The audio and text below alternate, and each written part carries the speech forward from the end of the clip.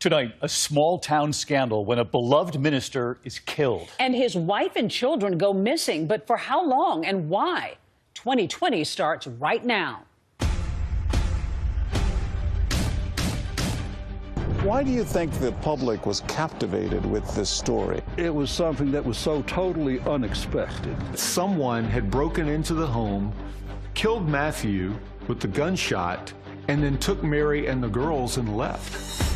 A church pastor is dead, and his family is missing at this hour. When you add religion to murder and then sprinkle in abuse, everyone's in shock and no one knows who to believe. This is pretty telling. The killer unplugged the phone. Yes. So no one could call anyone for help.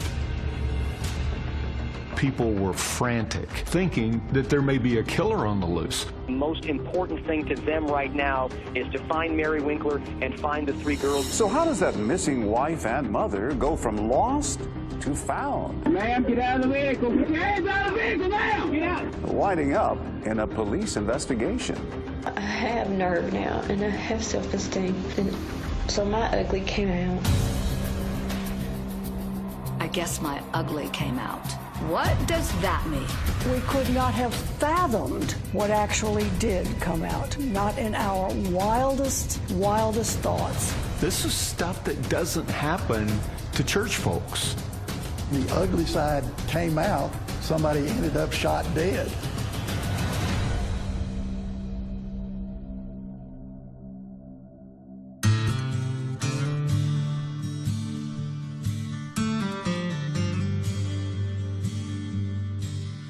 It became one of the biggest, most talked about stories in the entire country.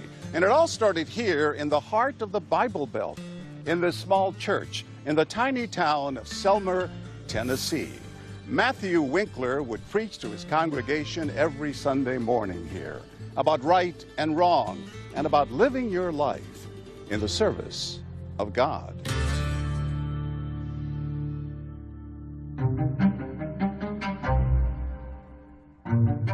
On March 22nd, 2006, everyone was gathering at the church, ready for the Wednesday night service. Matthew Winkler was pretty new at being the new head preacher, so he certainly didn't miss any services. It's unheard of for the preacher, his wife, and his daughters who are there every week, and they don't show up. But even though they kept watching the door, waiting for him to come through it with apologies and messages of love for the congregation, it never happened. Overcome with worry and concern, some of the members of the congregation take a 5-minute drive to the church parsonage behind me. It's where the minister, Matthew, his wife, and 3 children lived. Once inside, the church members make a shocking discovery. We were knocking on the windows, knocking on the doors. At that point is when I felt that something was wrong, because the key was on the inside of the door, the TV was on, and there was no answer. At some point, they go inside the home, walk through, calling his name, calling Mary's name, calling for the girls. We're yelling, "Is anyone in here? Can anybody hear us?" They looked around, no Mary, no little girls. Everything looked normal, nothing looked out of place. But the master bedroom door was shut. They walked over and opened it, and all their nightmares were answered. Saw Matthew laying there on his back. A foam was protruding from his mouth and nose. We knew pretty obviously that he was dead at that time. So we called 911, and then we all gathered in the living room and held hands and prayed for Mary and the children, because we had assumed that they had been abducted. Church members couldn't fathom who would kill their preacher. This was a man who, in fact, was considered religious royalty here in Tennessee, coming from a long line of distinguished ministers. Matthew Winkler is the son of a preacher and the grandson of a preacher and a great-grandson of a preacher. The only one who could ever reach me was the son of a preacher man. It's in his blood, literally. Mary grew up in a Church of Christ family also. Mary was raised in a strict household in Knoxville, Tennessee. At South Doyle High School, she was known as a reserved student with a good sense of humor. She didn't draw a lot of attention to herself. That's also true of many women in the Churches of Christ Church. They don't want to bring a lot of attention on themselves. Mary was cute as a button. She was always ready with a smile and a touch on the hand. And she just was the perfect embodiment of a Church of Christ woman. Mary and Matthew met at Freed-Hardeman College. It's a college affiliated with the Church of Christ. And Mary has said that initially they were just friends, but then they started dating, and apparently Matthew must have liked her because 3 months later he asked her to marry him. Both Matthew and Mary dropped out of school because they couldn't afford it anymore. And then Matthew got work as a youth minister in McMinnville, Tennessee.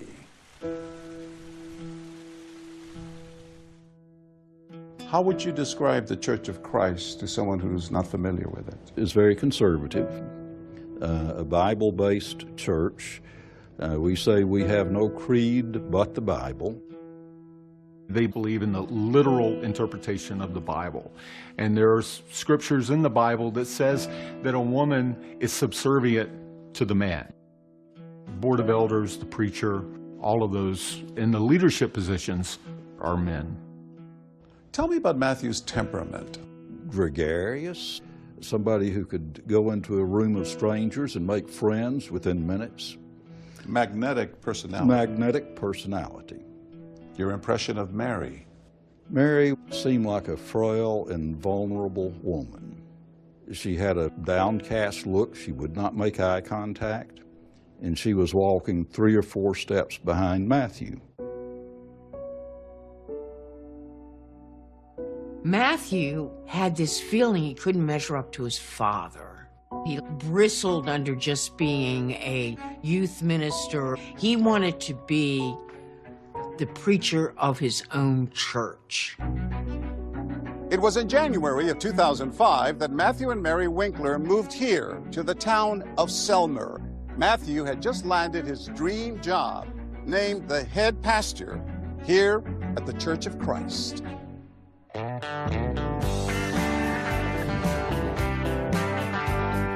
Selmer is a sleepy little town in Tennessee, right by the border with Mississippi.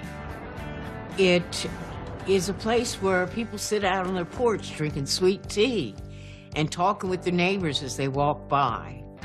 It's very Southern in so many ways. One of Elvis Presley's first outside of Memphis performances was here in this county. The highway going through Selmer to Elvis's home is called Rockabilly Highway. What is this town like? Small town. Yeah. Close, unit family. Pretty religious? I see a lot of churches here. Yes. Almost every corner you'll find a church. True happiness is found in God's Word. True happiness is not only found in God's Word, it's found by living the way God says to live in that Word. The Winklers found a wonderful church in Selmer, Tennessee, and the people of the community and congregation embraced them and welcomed them. It seemed like the perfect scenario. That is, until March 22nd of 2006, when that beloved young minister was found dead on the floor of his bedroom. Was it a kidnapping and it just went wrong?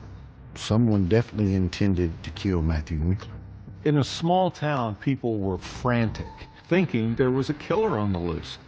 And where were Mary and the girls? Had someone unknown come into the home, killed Matthew, and gone off in the family van with the 3 girls and Mary, holding them captive.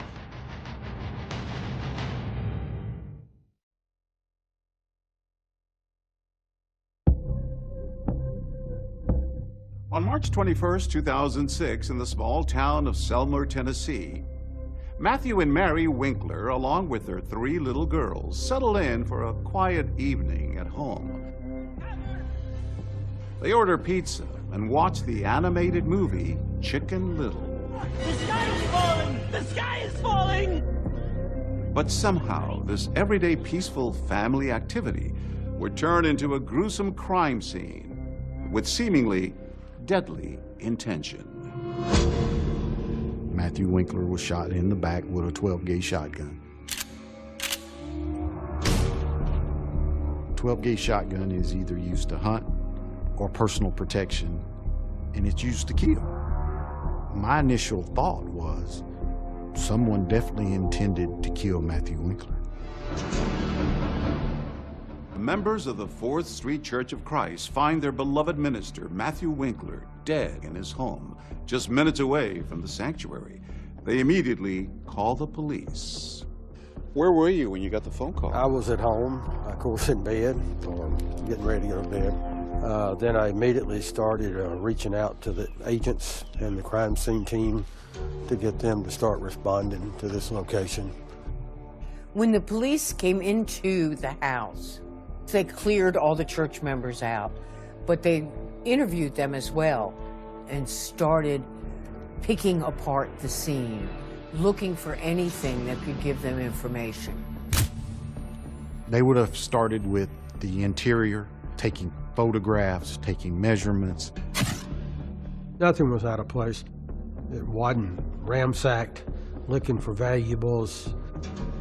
But what would stand out is when you got to the back bedroom. There were blood stains on the pillows. There were blood stains on the floor. Matthew was laying beside the bed, and that's where he was found. But you think he was shot while he was still in bed? Yes, and he would have rolled over. Investigators were thinking of a lot of things that this scenario suggested. You have someone fatally wounded. No one else is around. Is this some type of robbery that had turned into murder? Was this a vendetta or was it a kidnapping? And it just went wrong. At that point, you don't know? You don't know. I mean, it's a mystery. What do we have here? This is actually the bed. This is the bed. That would have been where he was sleeping. Could have been shot from here or from here? Well, probably from this side. Right. He was shot on the bed, so that tells you that the shooter had no confrontation with him. There was no defense that Matthew could have put up, being that he was shot in the back. And this is the shotgun shell? It's actually the round that killed him. Over here, this is the bird shot. That's some of the bird shot. Recovered from his body. Correct. This is the actual shotgun? Yes, sir. Can you show it to us? That's 12-gauge pump. What kind of damage can it do, close up? Well, lots of damage. A 12-gauge shotgun shooting birdshot, when it makes impact, it's going to explode with all of these pellets. And Matthew had somewhere over 70 pellets in his back. And for investigators, each crime scene tells its own story. And this one would reveal a chilling detail. It seemed that the perpetrator wanted to seal Matthew's fate with absolute certainty. They were very disturbed when they noticed the telephone clearly placed in a position that was out of Matthew's reach. And it was disconnected from the wall jack. So the killer unplugged the phone? Yes. So no one could call anywhere for help? That's what we believe. Even if he was able to survive or even live long enough to reach up and grab the receiver and hit 0, it wasn't going to work. There is breaking news that we've been following all day out of Selmer, Tennessee. It is a case of tragedy in a small town. A church pastor is dead. While investigators were combing through the crime scene, news of the death of the much-beloved preacher Matthew Winkler shook Selmer to its core. And you know, it's just shock. Everybody's just in shock about it. This is the 4th Street Church of Christ here in Selmer, and all day long, church members have been coming and going. You can see it in their faces how distraught they are about the death of Pastor Matthew Winkler. Who would have done something like this? Everybody loved him from what we understood. People were frantic, thinking that there may be a killer somewhere in their community. And do police have a motive they're working on? Any kind of theory here? Now, they are telling us very, very little about this. Matthew was often approached by people who had addiction problems or financial problems. What if Matthew turned one of those people away? What if they had come back in anger? An Amber Alert is issued for 3 little girls. Police need to find Mary Winkler, 1-year-old Brianna, 6-year-old Mary Alice, and 8-year-old Patricia. They, along with their gray minivan, were missing. Were they in danger?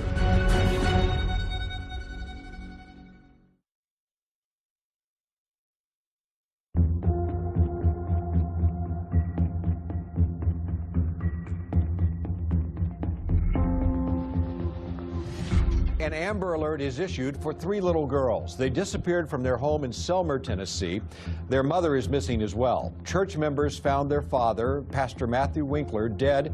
With the young minister found dead in his bedroom, the community of Selmer was on edge. There was a possibility this could have been a burglary that turned into murder. Who is here in our community would do that? You know, this person's loose. People were worried. Take a look at the van the mother and the children may be in.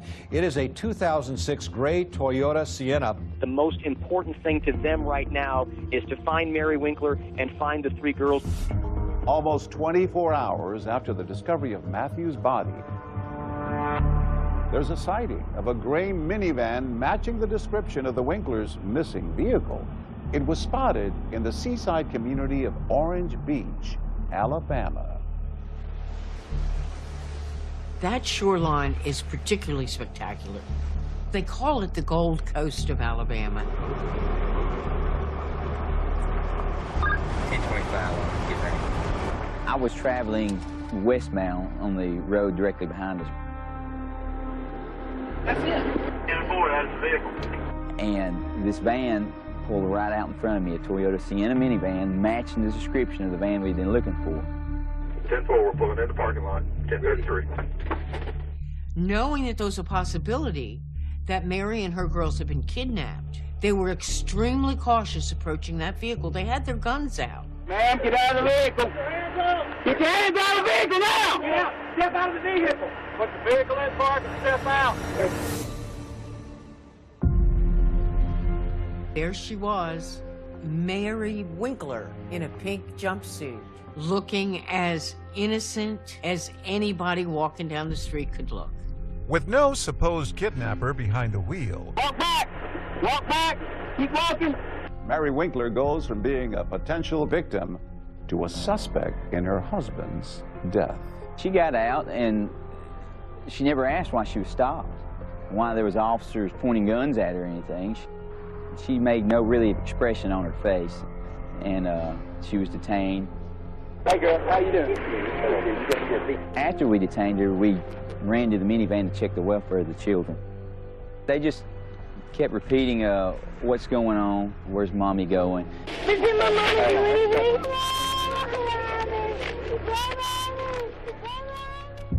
Shortly after Mary's arrest, police search the minivan and they make a stunning discovery.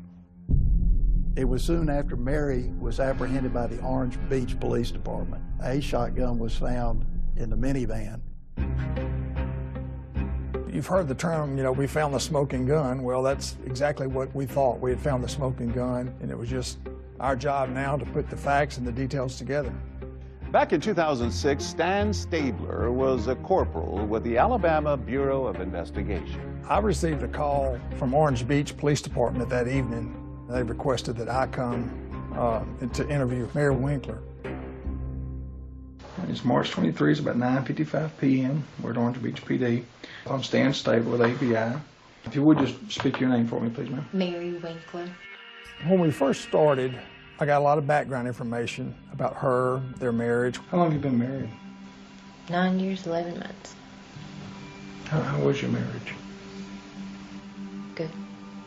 We talked about the children. I met your daughters, and very sweet girls. Had McDonald's, they eat, and they're wrapped up in blankets, warm, watching a movie. Thank you. I wanted to build a rapport with Mary where she felt comfortable with me. Want something to drink? Water's fantastic. Okay. Sitting across from him is this eerily calm mother of three, 400 miles away from home. Stan Stabler wondered why did Mary Winkler drive her girls all the way to Orange Beach, Alabama? They've never been to a beach that they remember. This is just my last time to be with them. I just wanted to be with them before they had bad days, to have a happy day. She wanted to spend some time with the girls because she felt that she would not be seeing them after she was caught. I asked her about anyone else involved, you know, an affair. Y'all didn't have any major problems going on? No. Anybody else involved with either party? Oh, no. She was not as emotional as a person should be if they learned about the murder of their spouse. Just go step from step and tell me what happened. I just can't. Why can't you talk to us? Is it me? I mean... No. She was very strong-willed not to disclose a lot of details. I want to hear your side. I appreciate I feel like you have genuine concern, and I do appreciate you. Tell me why a mother of three, a wife of over 9 years, almost 10 years, what would make you do this? Why? No comment. It was a very, very strange interview. Has he ever hurt you? Not physically. She said she did not want to talk about Matthew because she didn't, quote, want to smear him. No matter what, in the end, I don't want him smeared. All we are seeking the truth. And we're not here to smear anybody. Corporal Stabler asks Mary about that shotgun that police suspect she used to kill her husband. Did you load it? And I messed it up and then put it back. Where was it? We keep it in the top of the closet out of reach. The truth started coming out. Mary admitted she was holding that gun. She didn't admit that she pulled the trigger. She said she didn't remember that. How many times did you shoot? Just one time? Surely not. Huh? Surely not. How do you know you didn't shoot more than once? I don't. And then finally, after almost 2 hours of questioning, a possible motive. I love you dearly. But gosh, he could just nail me in the ground. I have nerve now, and I have self-esteem. And so my ugly came out. When the ugly side came out, somebody ended up shot dead.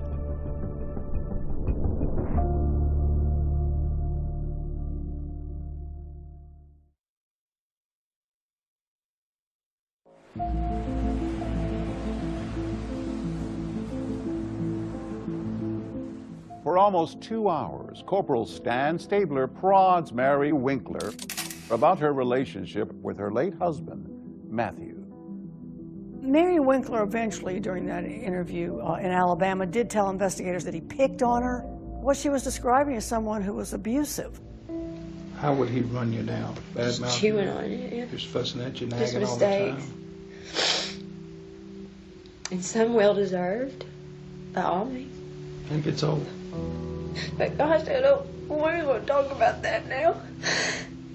I love you dearly.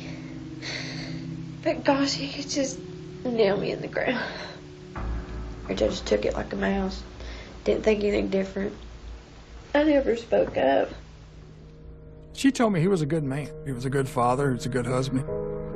She said, you know, at times he would get mad. She related it to blood pressure problems. But he was so good.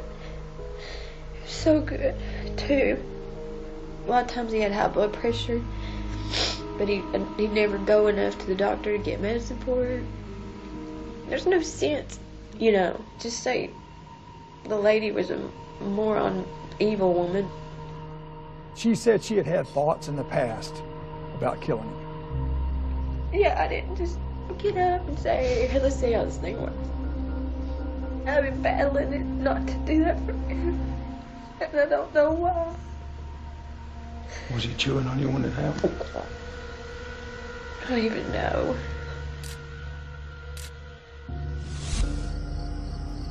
Mary had said that she got a job. Then she said her self-esteem started coming out. And then she started speaking up about things she didn't like. I have nerve now, and I have self-esteem. And so my ugly came out. When the ugly side came out, somebody ended up shot dead. So that's what Mary's ugly side is. The side that shoots her husband in the back with a shotgun.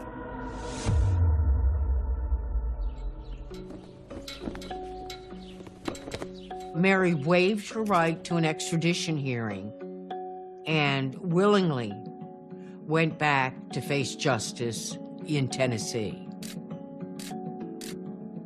While in Tennessee, investigators from the Tennessee Bureau of Investigation take another statement from Mary, which she initials. And this time, Mary drops a few bombshells about the morning Matthew was killed. While she never admits to pulling the trigger of the shotgun, Mary does tell TBI agents she heard a loud boom, wiped blood from Matthew's mouth, and told him she was sorry. It became real obvious that there was only one thing for the police in Tennessee to do, and that was to charge her with murder. The startling account of a pastor's wife accused of killing her husband becomes big national news. This is Good Morning America. That murder mystery that has stunned everyone. A popular minister in Tennessee gunned down in his home, and the confessed killer is his young wife. Why? People were like, what? The preacher's wife? That's who killed him?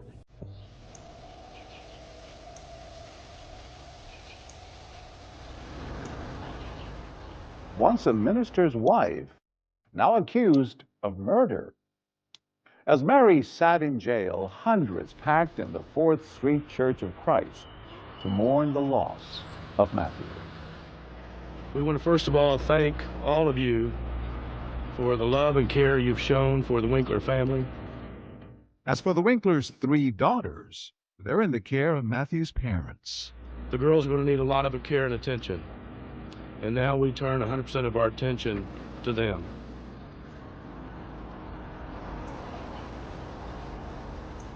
As the news of Mary Winkler's arrest spread like wildfire through this tight-knit community of Selmer, there were rumblings that her husband Matthew may have had a darker side.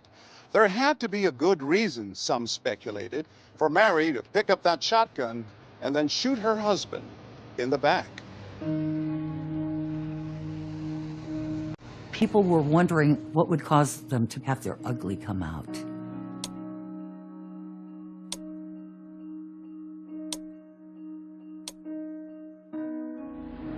Knowing Mary the way I did, I knew that he had to do something to push her over. Mary's sisters say they saw a change in Mary once she got married. I don't remember hearing her laugh. She was not a happy person. Mary's other sister, Amanda, and her father, Clark, say they saw bruises on Mary. I didn't say anything because if I was to say, who gave that to you, and that would make her mad, I wouldn't see her again. I saw terrible bruises, the heaviest of makeup covering facial bruises. So one day I confronted her and I said, Mary Carol, you are coming off as a very abused wife. And Mary Carol would hang her head and say, "No, Dad, everything's all right, everything's all right." And several times, I talked very seriously to her about leaving him, and she just did not want to. I feel so bad about this. I feel like I have a part in it. I should have talked more to Mary Carol. There were people who said that they did see a short temper in Matthew. According to the neighbor, their dog had gotten into the Winkler yard, and Matthew yelled at the neighbor. He said, "Keep the damn dogs out of our yard or we'll shoot them." He would have had a temper on him. I've never met a preacher like him. This never rose where it was ever a volatile encounter with somebody. It was just being stern, like the dog. "Hey, please do this. I've warned you." As investigators dig deep into the Winklers' lives, they come to believe that Matthew's killing may actually have been about money. That's what was the root of the evil in this whole situation. According to them, Mary was knee-deep in financial fraud, and investigators suspect that weighing heavily on her mind was an upcoming trip to the local bank. The bankers set a meeting for Mary and Matthew to meet at the bank on March 22nd. I think she was desperate and afraid.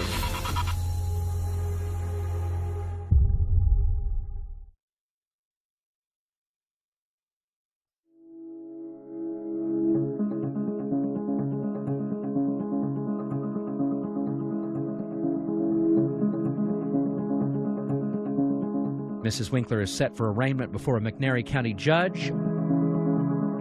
After Matthew's death, Mary appeared in a Selmer courtroom, trading in her Sunday best for an orange jumpsuit.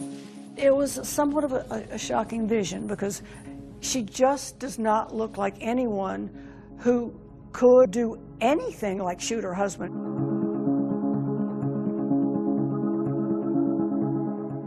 State of Tennessee versus Mary Carol Winkler. You're charged under Tennessee Code with first-degree murder. After pleading not guilty to first-degree murder, Mary is led away in shackles. Outside of the courthouse, church members stood in solidarity with the preacher's wife. We had a special prayer for her at church last night, and we forgave her.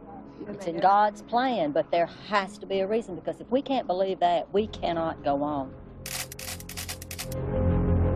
Mary's supporters believe that her years of alleged abuse culminated in the accidental shooting death of her husband. But investigators say the real motive in this case was money. Early on in the investigation, TBI was interviewing local banks, and they more or less came to the TBI and said, "We got to tell you what's going on here." Investigators have learned from bank officials that Mary was in over her head financially after they say she got caught up in a so-called lottery scam, which was sweeping the country. A lottery scam is when you get email or even a letter that tells you that you have won a lottery. Here's how it works. The scammer sends a counterfeit check for an initial payment worth thousands of dollars. Now, in return, you're supposed to send them money to cover the processing fees. The scammers make money off what you send them. Meanwhile, all you get is a worthless check. Mary had entered all sorts of things. So when she got this saying that she'd won $250,000, she believed him. What do we have here? These are bogus checks. So Mary Winkler got these checks in the mail. Yes. And she thought, wow, $4,880, $4,900. Yeah. You're going to receive lots more once you send us the money, but she did not send the money back. She kept all the money. Back in those days, if a person deposited a check or cashed a check, they would actually receive the complete amount of money because it immediately went into your bank account. back then, you just didn't have the automation like you have today. So it could take weeks for the checks to come back as counterfeit. So when that happened, the banks wanted their money back from Mary, over $16,000. And that is when investigators allege Mary cooked up a scheme of her own to cover her losses. She was actually writing checks for one bank to cover checks at another bank. What investigators say Mary was doing is called check kiting, floating funds between banks, and that's where the kite comes in. And in doing so, she knew that she didn't have the funds in that bank to cover the charges, and that is an illegal act. It's easy to see how desperation can lead you down that path where you're trying to find a way out and you don't know what to do. Was there any evidence that Matthew, her husband, the minister, was in on this or knew about it? We have no evidence because he never went to the bank. He never had his name on anything. These other accounts was in her name, so he wouldn't have access to her accounts. According to investigators, Mary went to great lengths to conceal her alleged financial crimes from Matthew. They say she opened up a personal account out of town, changed her mailing address to a P.O. box. And she even tried to remove Matthew's name from their bank account. But investigators say Mary's alleged financial scheme fell apart after one late deposit sent her bank account into a tailspin. I think it got a little out of hand because she got at some point like $5,000 overdrawn, which is a really bad position to be in. $5,000 in 2006 on a small town pastor's pay and a substitute teacher. You might as well say $100,000. Things came to a head on March 21st, 2006. That day, Mary Winkler was working as a substitute teacher here at Selmer Elementary School. She receives an urgent call from the bank asking her to come in the very next day to clear up her overdrawn account. And they tell her to bring her husband, Matthew, along. In fact, in this statement to TBI, Mary admitted to having a heated discussion with Matthew about their finances the night before the shooting. She says, "I had gotten a call from the bank, and we were having troubles, mostly my fault, bad bookkeeping." And then she goes on to say that the two were upset with each other and that she got to a point and snapped.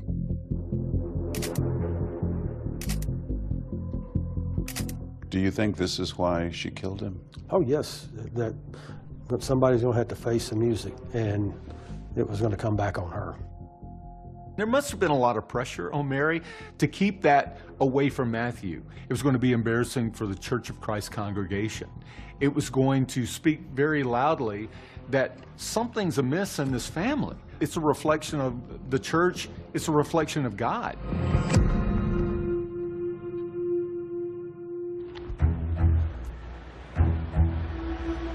How's Mary feeling? Prosecutors might think this is an open and shut case, but as Mary's murder trial gets underway, no one could imagine the twists and turns to come. Mary Winkler had what appeared to everyone a marriage made in heaven, but behind closed doors, it was a living hell. Miss Winkler, if you'll come forward, please, ma'am. And when the demure preacher's wife takes the stand, dark and lurid details would soon come to light. Did it hurt you? Yes, sir. Oh my goodness gracious. This is stuff that doesn't happen to church folks. Preacher's wife does not wear this kind of shit. Had there been a quiet rage brewing? We could not have fathomed what actually did come out, not in our wildest thoughts.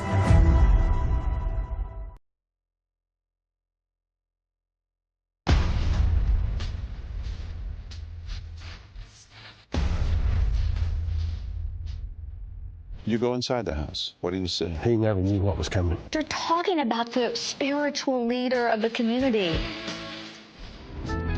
And now he's got a hellacious shotgun wound in his back. And his wife wants you to believe that she was driven to it. She certainly wasn't acting like someone who shot her husband in the back. I don't know that anyone anywhere had any idea of what was to come in this trial. So it got heated in the jury room. How are you going to defend yourself? He threatened me with the shotgun many times, putting it in my face. Mary Winkler appeared to have had a marriage made in heaven, but behind closed doors, it was a living hell. When they brought out the shoe and the wig, there was a gasp in the courtroom. Matthew wanted me to wear it, to dress up. Dress up for what purpose, Mary? Sex. Oh my God, wow. That if you looked up spousal abuse in the dictionary, you're going to see Mary Winkler's picture looking back at you. Was Mary Winkler a victim or a villain? Will the real Mary Winkler please stand up?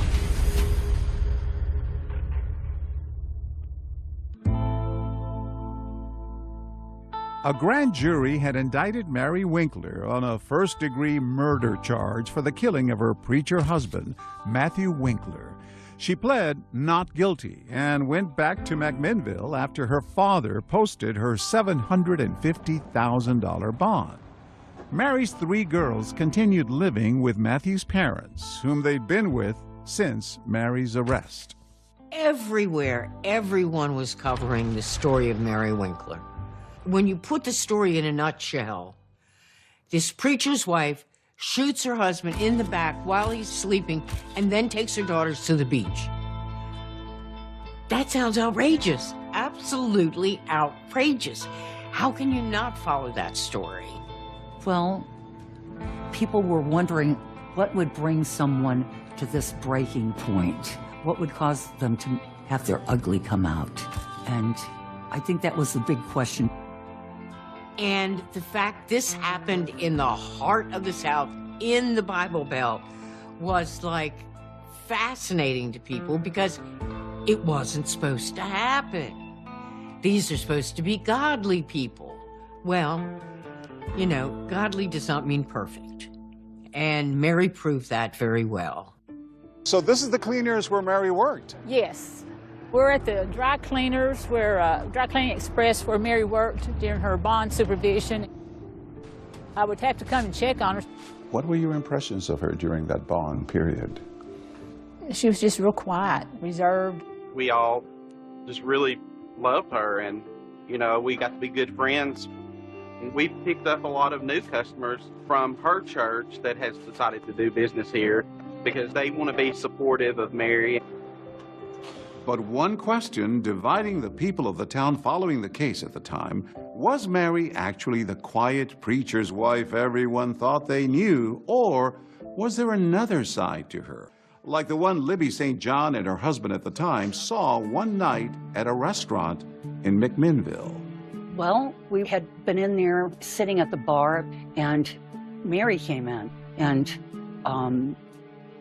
she was chain smoking cigarettes and drinking. It just seemed like she was so carefree that evening that it just shocked me. I almost wanted to go over there and say, listen, this isn't a good idea for you to be doing this. The owner of that establishment said while she was out on bond, she'd been there to celebrate several different occasions and her birthday recently. And so she'd been there several times. It just wasn't a one-off. You don't usually see Church of Christ preachers' wives smoking. She certainly wasn't acting like someone who'd shot her husband in the back. And your husband at the time starts taking pictures. He took them with his cell phone. The pictures made quite a splash when they came out. These cell phone pictures, first obtained by Action News 5, are the talk of this quiet town. I remember the bar pictures, the very things that seemed completely out of character from what anybody's seen. She was not supposed to be drinking. Well, I think that basically it was not excessive alcohol. I think that's what was on the bond. But it didn't look good. No, I'm sure it didn't look, no, it probably didn't look good, didn't sit well with people. The way this came to us, this was like walking into a Kafka novel. Nothing lines up with logic. Her life was taking some strange turns that didn't make any sense. Her outward appearance changed, her clothing changed. It was like someone flipped a switch. And when she started kind of hanging out at night, there was a feeling that this was a little quick. Why are you doing this? Maybe were you that the whole time? And it just gave people pause. Will the real Mary Winkler please stand up? Is she the quiet, docile minister's wife, or is she something quite different?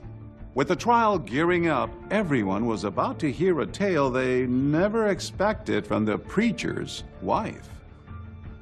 Yeah. I don't know that anyone in Selmer, a few people anywhere, had any idea of what was to come in this trial. Mary's murder trial began on April 9, 2007, with the prosecution pushing for a first-degree conviction. The case was one of the biggest things the small town of Selmer, Tennessee has ever seen. The media put this tiny courthouse right in the middle of the public's attention. Television stations from Nashville, from Memphis, some from Huntsville, Alabama, were there in the courthouse because this was such a big story. What was interesting was Mary Winkler arriving with her attorneys, appearing about as meek as you could appear. Inside, the courtroom was packed, and the crowd included members of both families. You had Matthew Winkler's parents there. Mary Winkler's family was there, her father. We may begin with opening statements. The state may proceed first. Thank you, ladies and gentlemen. My name is Walt Freeland. I'm an assistant district attorney. My strategy, like in every case, is to put on all my facts, because facts are stubborn things. You have to set aside whatever you think might have happened and just listen to the facts. There is no good reason why Matthew Winkler was murdered by Mary Winkler.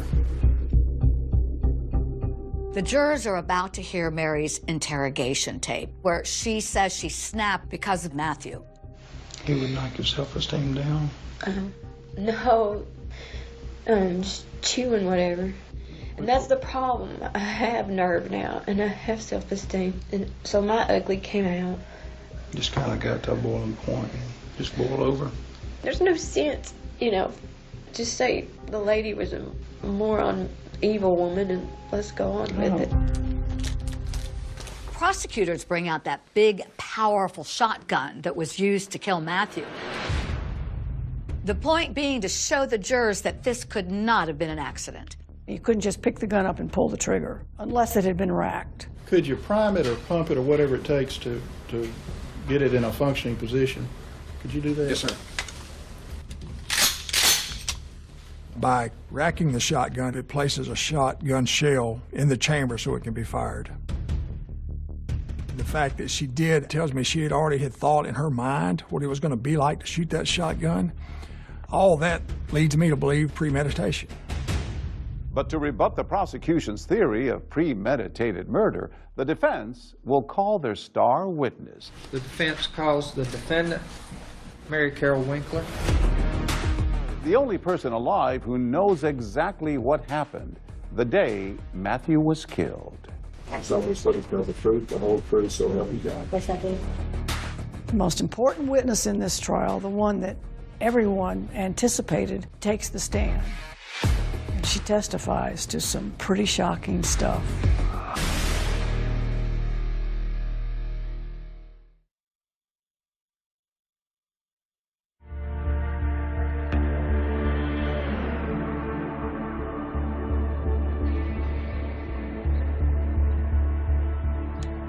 The jury has just heard audio of Mary Winkler's interrogation, where she seems to imply that she suddenly snapped because of her husband Matthew's treatment of her.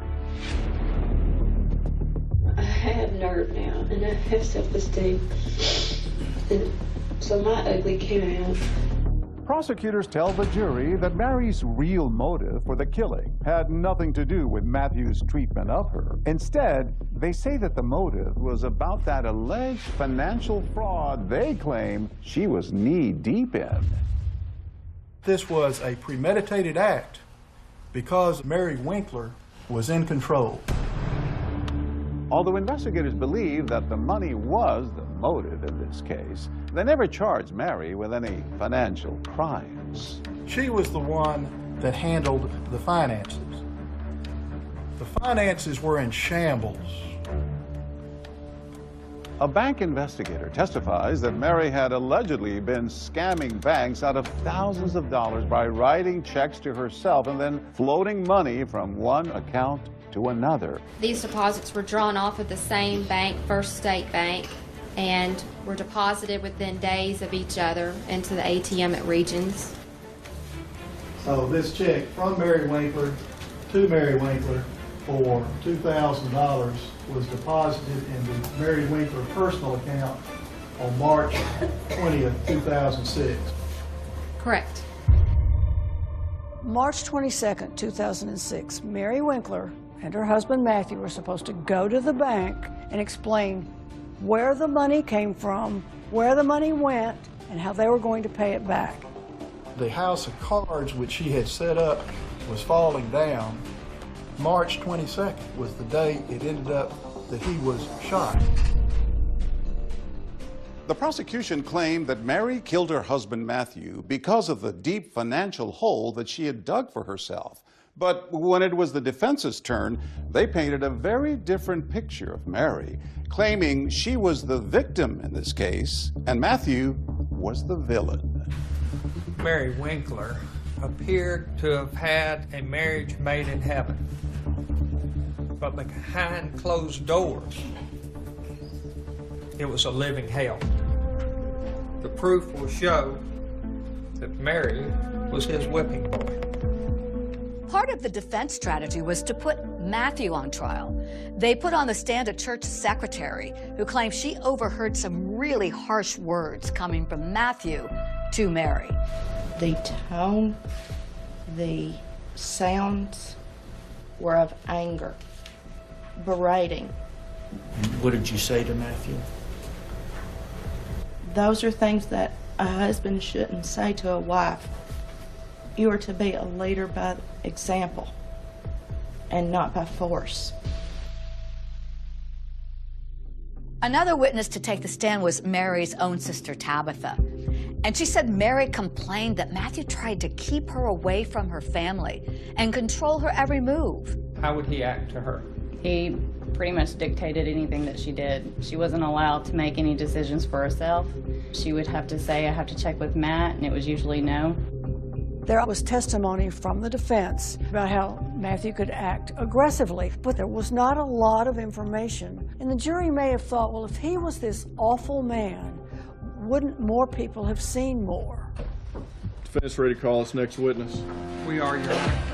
But the defense then called Mary herself, and she testified in explicit detail. The defense calls the defendant, Mary Carol Winkler, about exactly what she said happened behind closed doors. Miss Winkler, if you'll come forward, please, ma'am. As she took the stand, all eyes in the courtroom were riveted on Mary. Mary Winkler was up there, appearing meeker than you would think anyone could. For much of the testimony, it appeared to be her head was down in shame. Now remember, the state argued that Mary intentionally killed her husband to cover up a messy web of alleged fraudulent check kiting. But on the stand, Mary had a simple answer. Matthew made her do it. Who directed those deposits? Matthew told me where to put them, and I put them in the bank. Mary also testified that Matthew knew that the banks were demanding answers over the financial issues with their accounts. He was upset, and I just tried to continue encouraging him if he would please go in and do that. Did he say he would? He said he would, but he had been saying that for weeks. Mary explained to the jury that she didn't stand up for herself because she was so afraid of Matthew's volatility, his temper. How did he act when he yelled and screamed at you? He flailed. He just was all over. He would just be furious. He went from certain threats to more serious threats. Can you be specific to the jury about any threats? He told me one time that he was going to cut the brake lines out of the van. He threatened me with the shotgun many times, putting it in my face. He told me if I ever talked back to him, that he would cut me into a million pieces. Dan and Diane Winkler sat through a trial where they heard some awful things about their son, and it had to be very difficult for them. And their faces were stoic, but you could also see how it was affecting them too. When I asked her about abuse, I said, well, you know, did he physically abuse you? And she said, oh no. I believe her to this day that he never abused her. There was no indication from any of the people interviewed that Mary had ever disclosed it to them as a friend, or it never came out about any physical abuse. She described Matthew as being a fine man, and there was never a hint of any abuse. But it turns out that Mary's testimony about alleged abuse on the part of Matthew was just the tip of the iceberg. This case is moving in another direction. The one question that nobody will forget is when Steve Farice handed her a bag. What's in that sack, Mary? Put it up on the screen.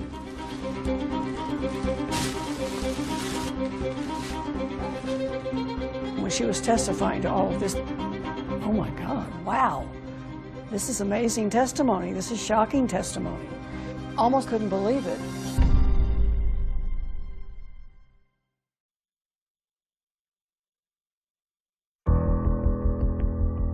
On trial for the murder of her preacher husband, Matthew. Mary Winkler tells jurors that she was living in a marriage from hell. I had asked Matthew to have a divorce, and he absolutely denied it. That would not be allowed. That was not an option? No, sir. According to who? Matthew. Preachers can't get a divorce. People want to know, okay, how do you preach the things you preach and you're divorced? Mary's defense team would also expose what they said was another dark side of the Winklers' marriage. One that would take this trial into a surprisingly different arena. What's in that sack, Mary? Shoe and a wig. Show me the shoe that's in there. Put it up on the side there. Is that the kind of shoe that you would wear to church? No, sir. Where'd you get that wig, Mary? From Matthew. Well, why was that shoe bought, Mary? Matthew wanted me to wear it to dress up. Dress up for what purpose, Mary? Sex. When they brought out the shoe and the wig and put those on the witness stand, there was a gasp in the courtroom. It was just a moment in this case, I think, that everything turned. And then hearing the preacher's wife accuse her dead husband of all of these things that were not allowed in the Churches of Christ congregations. These were sins. Mary testified that Matthew had porn up on a computer and wanted her to watch it. What would occur after he'd ask you to look at the photographs? Go have sex. Did he ever ask you to engage in any type of sex that you felt was unnatural? Yes, sir. He just wanted to have sex with my bottom. Did it hurt you? Yes, sir. The people in the courtroom, when she was testifying to all of this, you could kind of see on their faces like, oh my God, wow, this is shocking testimony. For the life of me, I have never understood how wearing platform shoes and a wig for your husband gives you the right to shoot him in the back with a shotgun. While the details of the Winklers' sex life caused a huge buzz inside the courtroom, the questions at hand were why and how Matthew was shot to death. And for the very first time, people heard Mary talk about what she says happened that morning. describing how it all started with the cries of their baby daughter. Matthew kicked me out of the bed. He just caught me somewhere in the low of my back and I was on the floor. What happened next? He walked out of the room and then I got up and went after him. Mary said she then saw Matthew covering the baby's nose and mouth to keep her from crying, something that she said he had done before. What was he doing? Suffocating her. I said, could I please have her? He just threw his arms up and walked out and walked away from the crib.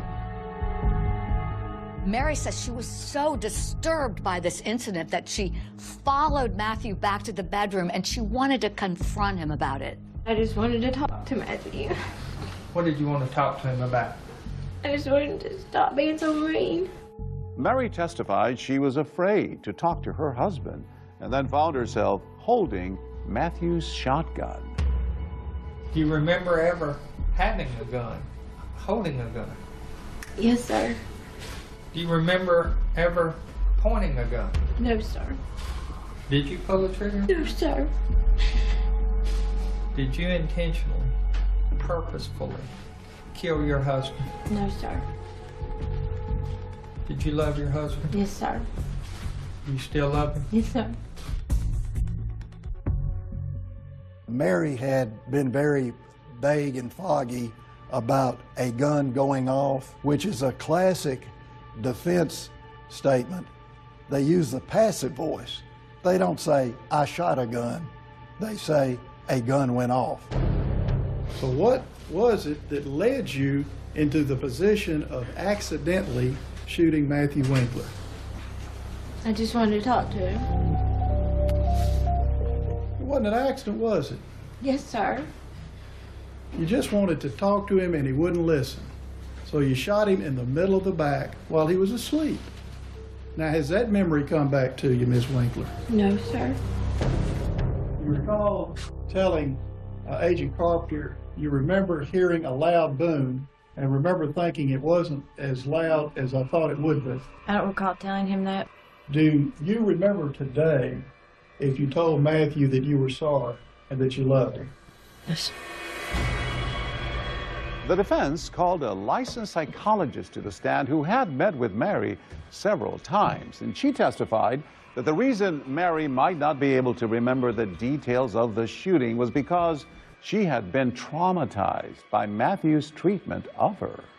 It's my professional opinion that Mary does suffer from a post-traumatic stress disorder, and at the time that this occurred, she was in a dissociated episode where she was not able to think or plan the way she normally would be able to do.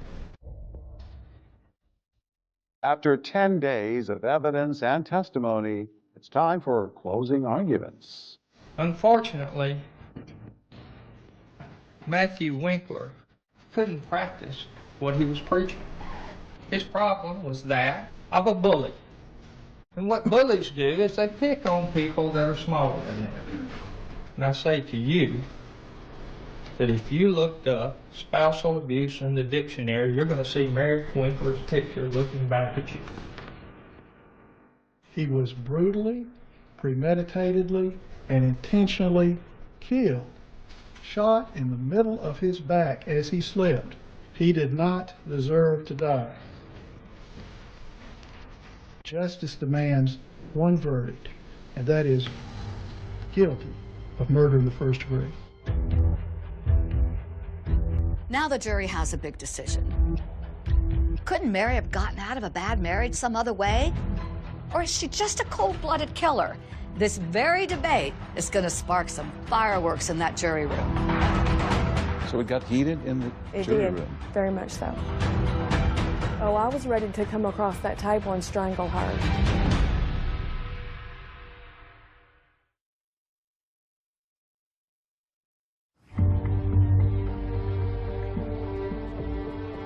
This morning, the jury is in deliberations, and Mary Winkler's fate hangs in the balance. Emotions ran high as jurors seemed hopelessly divided on whether Matthew Winkler's death was murder or a fatal accident. There was some that didn't feel like she should get anything. They were ready to let her walk. They felt like he deserved what he got. And then you had some that was like, yes, she was abused, but she did take a life, and that she should get something out of it. We were very stressed during that time because we didn't know how to work it out. So it got heated in the It jury did. room. Very much so. I hear that you got frustrated because one of the jurors wouldn't even admit that she pulled the trigger. Yes. Refused to believe it. And I looked at her and I was like, what? I was ready to come across that table and strangle her because I thought that was completely ridiculous. The jury also had doubts about the prosecution's claim that Mary killed Matthew to avoid embarrassment over their alleged financial troubles. People did not care about the money aspect of it. That was not what was on our minds. Even though she was called by the bank to go see them the next day, the day he was shot? No, at the very forefront was the abuse. It never wavered from the forefront of our thoughts. The jurors could convict Mary of first-degree murder, second-degree murder, voluntary or involuntary manslaughter, and it's anyone's guess where they were going to go.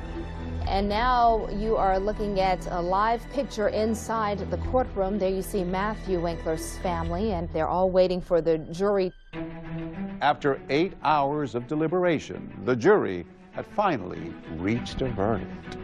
And members of the jury are expected to read that verdict coming up momentarily. Miss Winkler, if you could please stand, ma'am. And in true Mary Winkler fashion, she remained stoic as the verdict was read.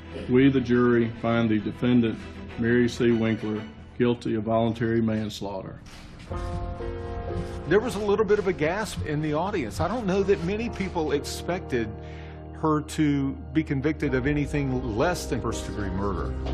With voluntary manslaughter, there is an intent to kill, but you were provoked by something. There you see Mary Winkler's father, and he looks a little bit surprised there. To the shock of Mary's supporters and the dismay of Matthews, Mary will face just 3 to 6 years behind bars. Would this jury have allowed Mary to walk free? Part of them would have. No comment. They felt like she had already lived through prison with the life that she lived, and that it was justified and that she deserved to be free. That's why you compromised and agreed to the lesser charge? Yes, because I didn't want her to walk. In Tennessee, 33-year-old Mary Winkler is awaiting sentencing after being found guilty of killing her preacher husband. Mary, how you feeling? On June 8, 2007, everyone gathered in the courtroom for Mary's sentencing as she pled for mercy. I think of Matthew every day in the guilt, and I'll always miss him and love him. There were bad times, but there were good times, and I wish I could have that good Matthew and that we could live together forever. If I were Matthew's parents, that statement would have felt like a kick in the teeth. It was so disregarding of their feelings on facing this reality. Matthew was a wonderful person. He loved life. He loved his family. He loved the Lord God with all of his heart and soul and mind. The monster that you have painted for the world to see, I don't think that monster existed. There's been no remorse from you. You've never told your girls you're sorry. Don't you think you at least owe them that? You've never told us you're sorry. I think you at least owe us that. I can understand why a mother would more than ask that. And I would think a mother, as in Mary, would also want to apologize. The damage is done. When the judge handed down the sentence, you could have heard a pin drop in that room. The defendant is hereby sentenced to a term of 3 years. Her sentence is to be served in split confinement with 210 days of incarceration, with appropriate credit to be given. With time served, Mary Winkler spent only 1 more week in jail in this very cell, and then 60 days in a mental health facility. To her supporters, it was a clear victory, but to others, It was nothing more than a slap on the wrist. People were very shocked by that sentence and really couldn't believe it. Matthew's parents had to feel betrayed by the system. They had to feel as if the jury had been played. When you found out that she was going to get such a short sentence, what went through your mind? I was heartbroken, actually. I felt like I had failed. I felt like I had failed, like I didn't do my part, that I had let her off. I believe she should have served more time, but we did what we did because that was all we could do. After the trial, the town of Selma remained divided over whether Mary really got justice. Meanwhile, for Mary, the saga isn't over. After the sentencing, the public thought, okay, that's it. They've heard everything, but it was not. She wasn't finished talking. She wanted to tell her story to everyone. Hey. Hi, Oprah. Nice to meet you. Nice to meet you. Tell me why you wanted to have this conversation today.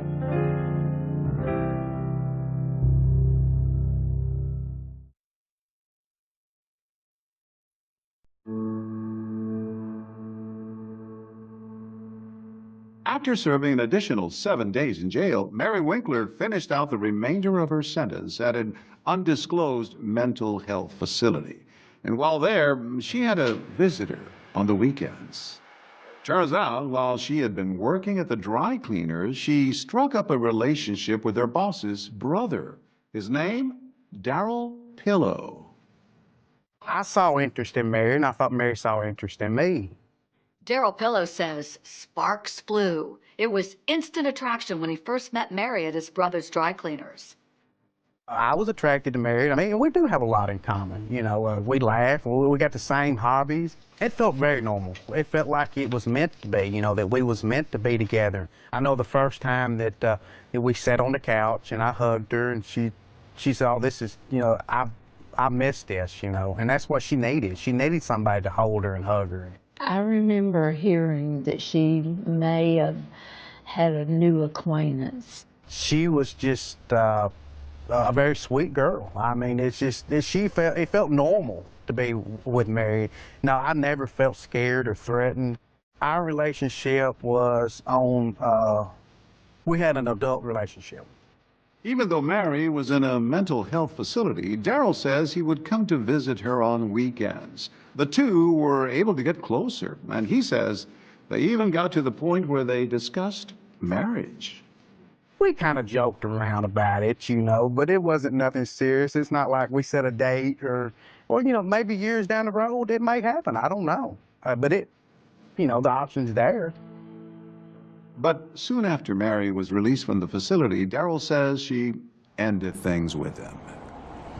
She just said, Darryl, I've got to be single right now. And I said, that's fine. She needs to be focused on her children, and that's where she's at right now. She is focused on her children.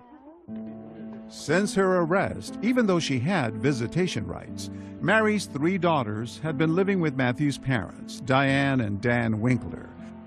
But once back in McMinnville and now living with friends, Mary is on a mission to get those 3 girls back. Mary's got a long way to go, but she's on her road. She's on the way. She's gonna make it. Since she's gotten back home, the Mary that we came to know and love, the grinning, the cutting up, you know, she's back. Mary was determined to fight, and one way she could do that was by being the perfect parolee. How do you think her time in jail impacted her life? Well, she had time to think about what happened, I'm sure, and reflect on what she had done, and I'm sure she wanted to get out so she'd get back with her children as soon as possible. Her children are very important to her. She lives and breathes every day for those girls. What she wants to do is get on with her life, let people leave her alone, get her girls back, and mourn her husband. That's her words. Now back home, the once shy and demure former preacher's wife, who wanted a quiet life, raised eyebrows again after making one of her first stops, the Oprah Winfrey Show, telling Oprah she hoped by speaking out, her story might help others. An Oprah exclusive. For the first time, Mary Winkler, the wife who killed her pastor husband. Mary Winkler appeared on Oprah just as she appeared on the stand. Very soft-spoken, very meek and mild. And but I remember Oprah wasn't buying any of it. You know, Oprah didn't let her off the hook. Was a shotgun in the baby's room? No, we kept it in the closet. It's just, I can't, there's a lot of things that don't make sense to me. Yeah. Well, imagine, it doesn't make sense to me either. I know. She kept prying and asking her and just telling her, okay, help me make sense of this. The gun is aimed at him at some point. Do you remember that?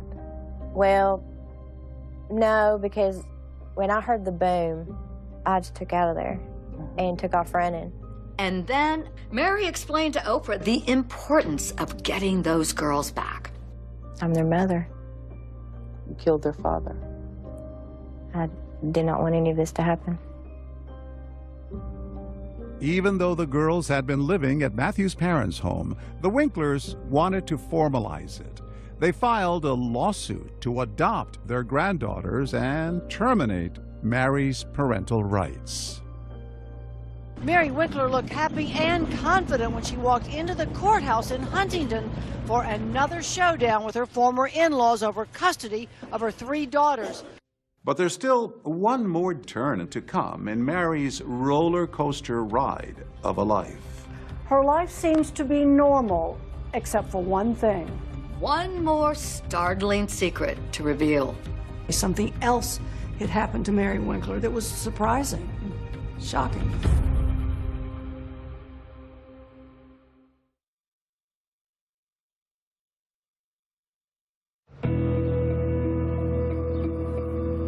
Since her arrest, Mary Winkler has been locked in a custody battle with Matthew's parents. And finally, after months without her children, they reach an informal agreement out of court, giving Mary permission to take her 3 daughters back.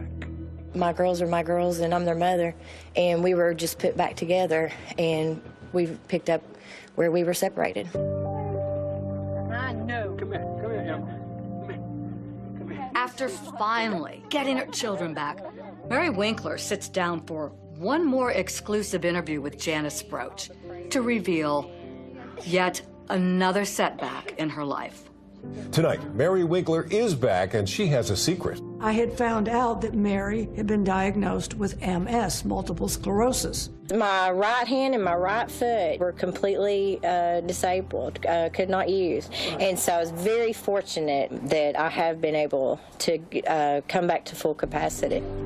17 years after she shot her husband, Mary Winkler lives a quiet life. But to this day, there are still lingering questions in Selmer about whether justice was served in her case. I believe that she actually got away with murder of her husband. Justice was not served, in my opinion. Was Mary Winkler a victim or a villain? Both. Did Mary get away with murder? Yes, she did. She's going to have to answer for what she did. It's not up to me to forgive her. What she did is between her and Matthew and his family and God.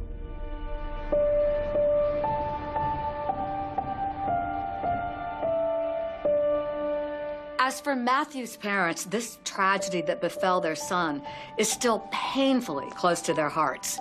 His father, Dan, can be seen giving a sermon in this Palm Beach Lakes Church of Christ video, posted on YouTube just last month. 18 years ago, trauma knocked on the front door of our house, and we lost a son. I live with that emptiness all of the time, and it's been almost 2 decades. But I remember the sound of his voice. And every time we sit down at a Christmas table as a family, there's an empty place.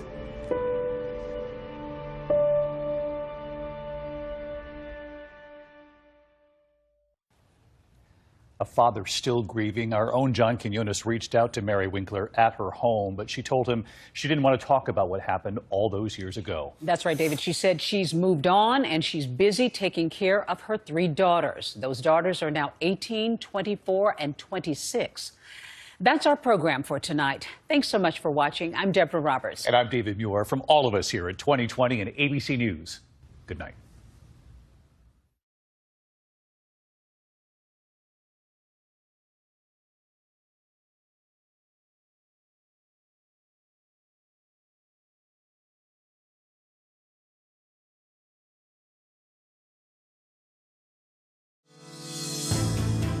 A good-natured, fun-loving man. He was just a wonderful person.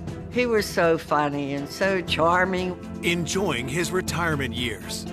At that point in his life, he was very content, very close to his family, his nieces and nephews. Is brutally gunned down a month before his wedding. It was point-blank assassination.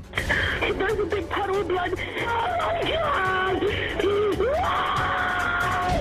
Investigators pieced together a series of clues. We had to look at what role that upcoming wedding had in what happened. They'd have their arguments, they had their differences. Was the scene staged to cover up an intentional killing? The investigation kept hitting dead end after dead end. And chased down multiple suspects. It was a whodunit. We were hoping for that break to come. Revealing a plot fueled by greed. He was somebody who had had a criminal history of theft and assault. Just when police are close to making an arrest, it was like he had just got smacked in the head with a baseball bat. They uncovered damning evidence pointing to a surprising suspect. You never expect anything like this. And then all of a sudden, the kill was right in front of us. In 2014, the sleepy Pittsburgh suburb of Kennedy Township is rocked by a panicked call to 911.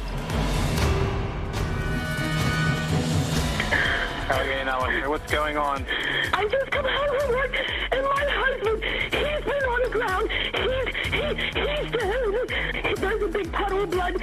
Police, fire, and ambulance are coming, okay? Oh, please help me. Oh, my God.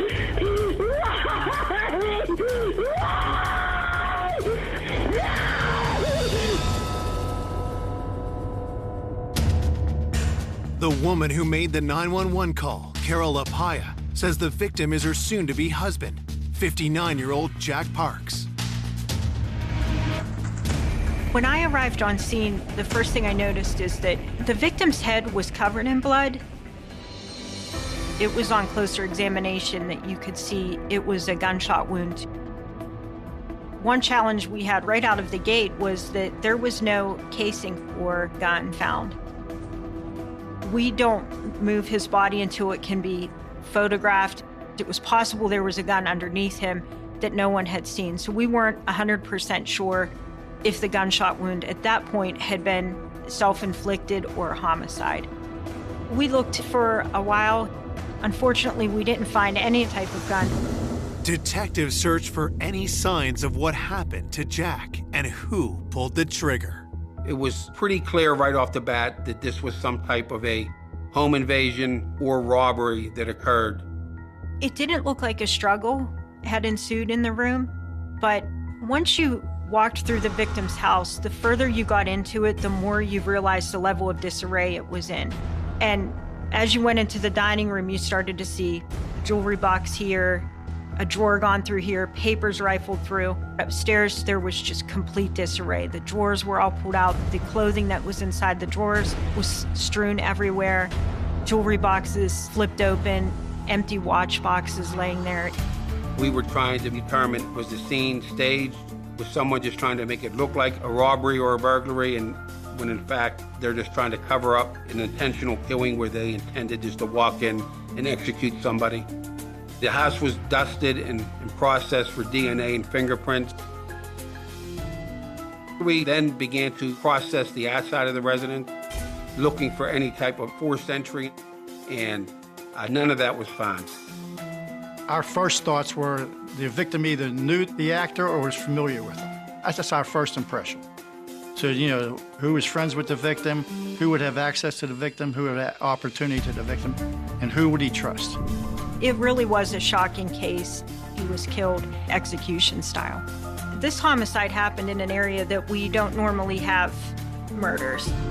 Jack's death is the first homicide in Kennedy Township in 10 years. The news stuns his family and friends. When I got that phone call and I heard Carol's voice, I knew something was wrong. And she said, "Jack's gone." I said, "What do you mean, gone?" She said, "He's dead." And then she said he was murdered. And I just went into shock. Jack Parks was born the second of 5 kids in Pittsburgh in 1955. Friends and family were everything to him. Jack always made friends. He was one of the best people I've ever known. He would do anything for anybody. We first met in 1st grade. We hit it off all through high school. And after that, it was a good ride. Jack was so well liked. He could be charming when he wanted to and funny. He was just a wonderful person. In 1989, a chance encounter changed Jack's life. Jack met Carol at the local bar, and I guess they hit it off. They were 2 peas in a pod. Soon as he brought Carol, we fell in love with Carol. Jack was very close to his family. He had about 9 nieces and nephews. Jack and Carol used to have their nieces and nephews over for sleepovers, making the popcorn and just having a good time. You'd have swore that Jack and Carol were the parents. They didn't have kids, so when those kids were around, they were their kids. Jack had recently retired, but had big plans for the future. At that point in his life, Jack was very content. Him and Carol were going to get married. They've been together for over 25 years. Carol in the beginning really wanted to get married, and Jack didn't. And then at one point, Jack wanted to get married, and Carol didn't. And I used to tell Jack, "You know what, I like to be living when you get married, when you say I do." And then when they set the date, I was so happy. It was gonna be an exciting, very exciting day.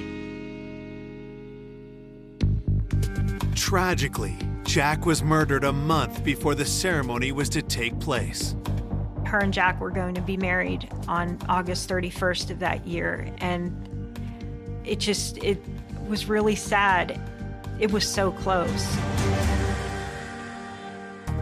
At 5 p.m. on July 21st, 2 hours after Carol found Jack dead, police questioned her at the station. Talking to Carol was so important because, first of all, we had to determine whether she was or wasn't involved, and we wanted to just get the best timeline from her. During the interview with Carol, she explained that she had left for work as usual, her normal time, about 5:40. She starts work at 6. Everything was fine when she left for work. It wasn't until a realtor called her about a potential buyer for Jack's late mother's home. And when the realtor couldn't get a hold of Jack, Carol started to worry. She tried to call Jack, and there was no answer. So then she got concerned. He always called her back every time that she tried to get a hold of him. So I think it was approximately about 2 o'clock she left work and then come over and find Jack, of course.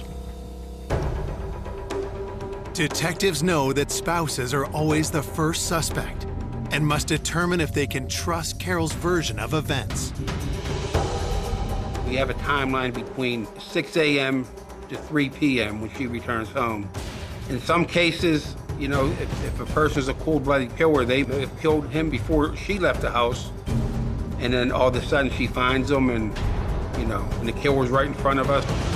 Her demeanor, she was very upset, but you can't take a chance by skipping a stone and not trying to look at her.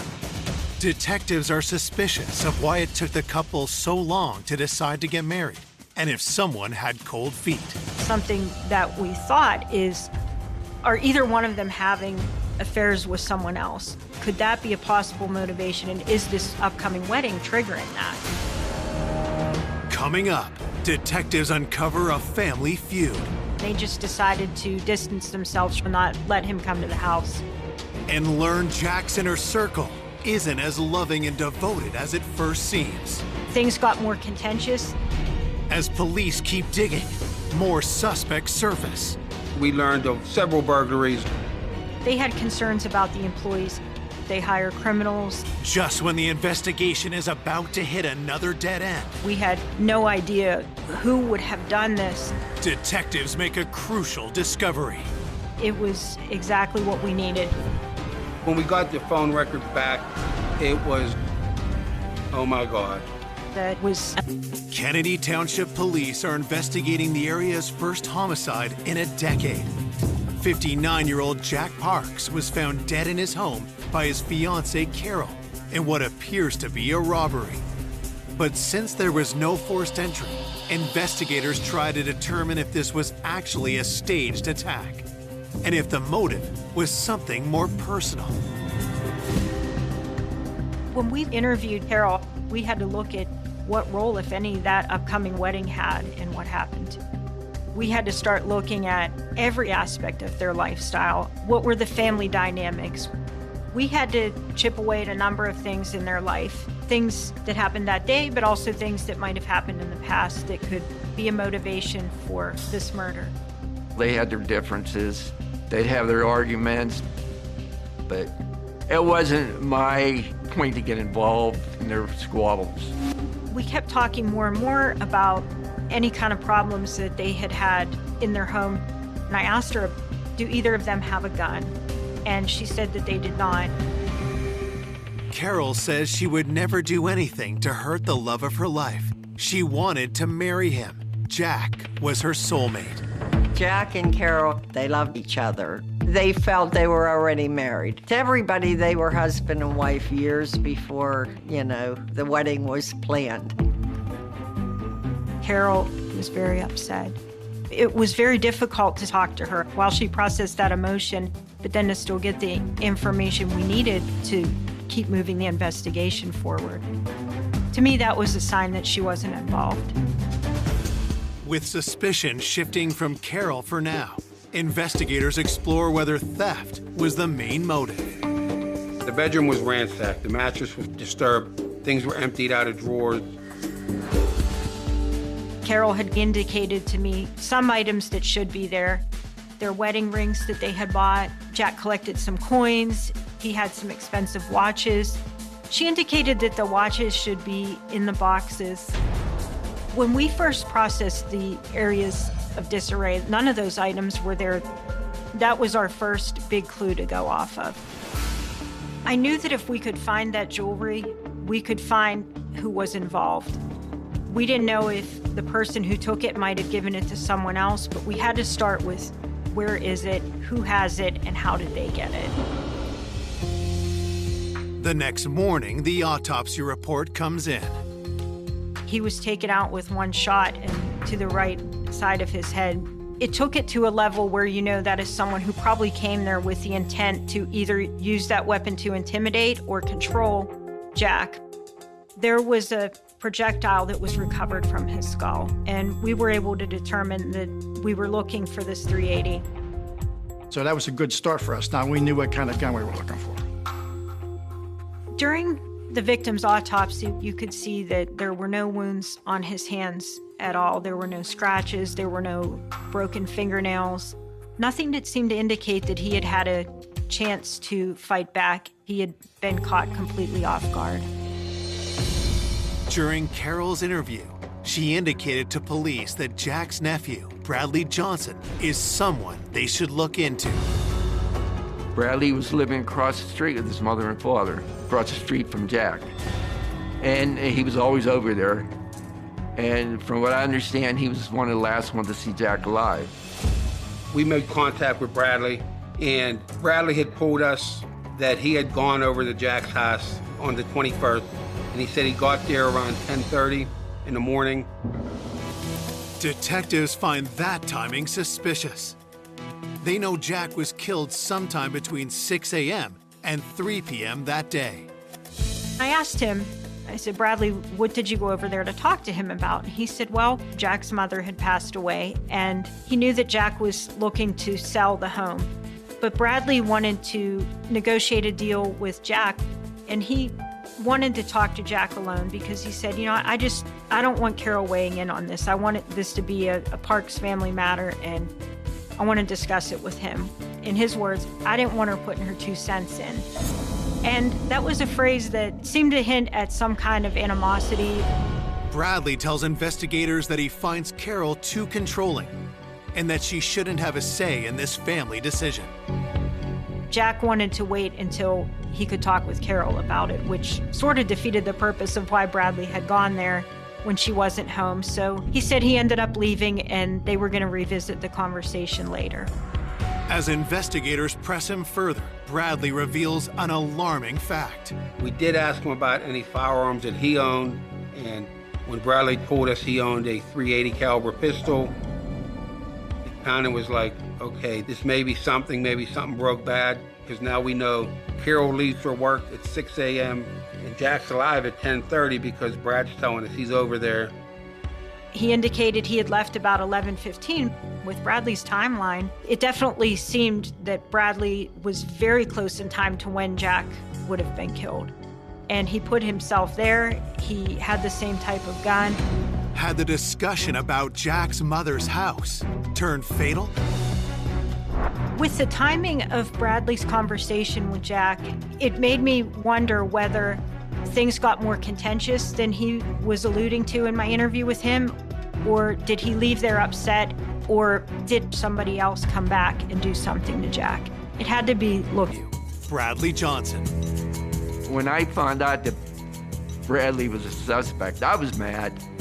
I was really upset, knowing that they thought that. But then again, when it comes to an investigation, police are doing their job. Bradley and Jack had a disagreement, and he admits to owning the same caliber gun. So that definitely stepped up our interest in Bradley. This is a gun that we needed to take a look at. Bradley's gun was collected, taken to the lab where it was test fired. The ballistics on the gun did not match the projectile that was recovered from Jack during the autopsy. With nothing concrete linking Bradley to the murder, he is dropped as a suspect. Detectives also corroborate Carol's alibi. On the day that this happened, we were able to verify that she was at work and she was accounted for at that time. We were able to eliminate Carol as a suspect. Looking for new leads, detectives speak to the other nieces and nephews who were close to Jack. During our interview of Carol, she had told us about her nephew, Michael LaPea, who was almost like a son to her, and he had been at the house a lot. They got along good. Michael joined the military. Jack was very proud of Michael. Jack took pride in the nieces and nephews because he watched them grow up.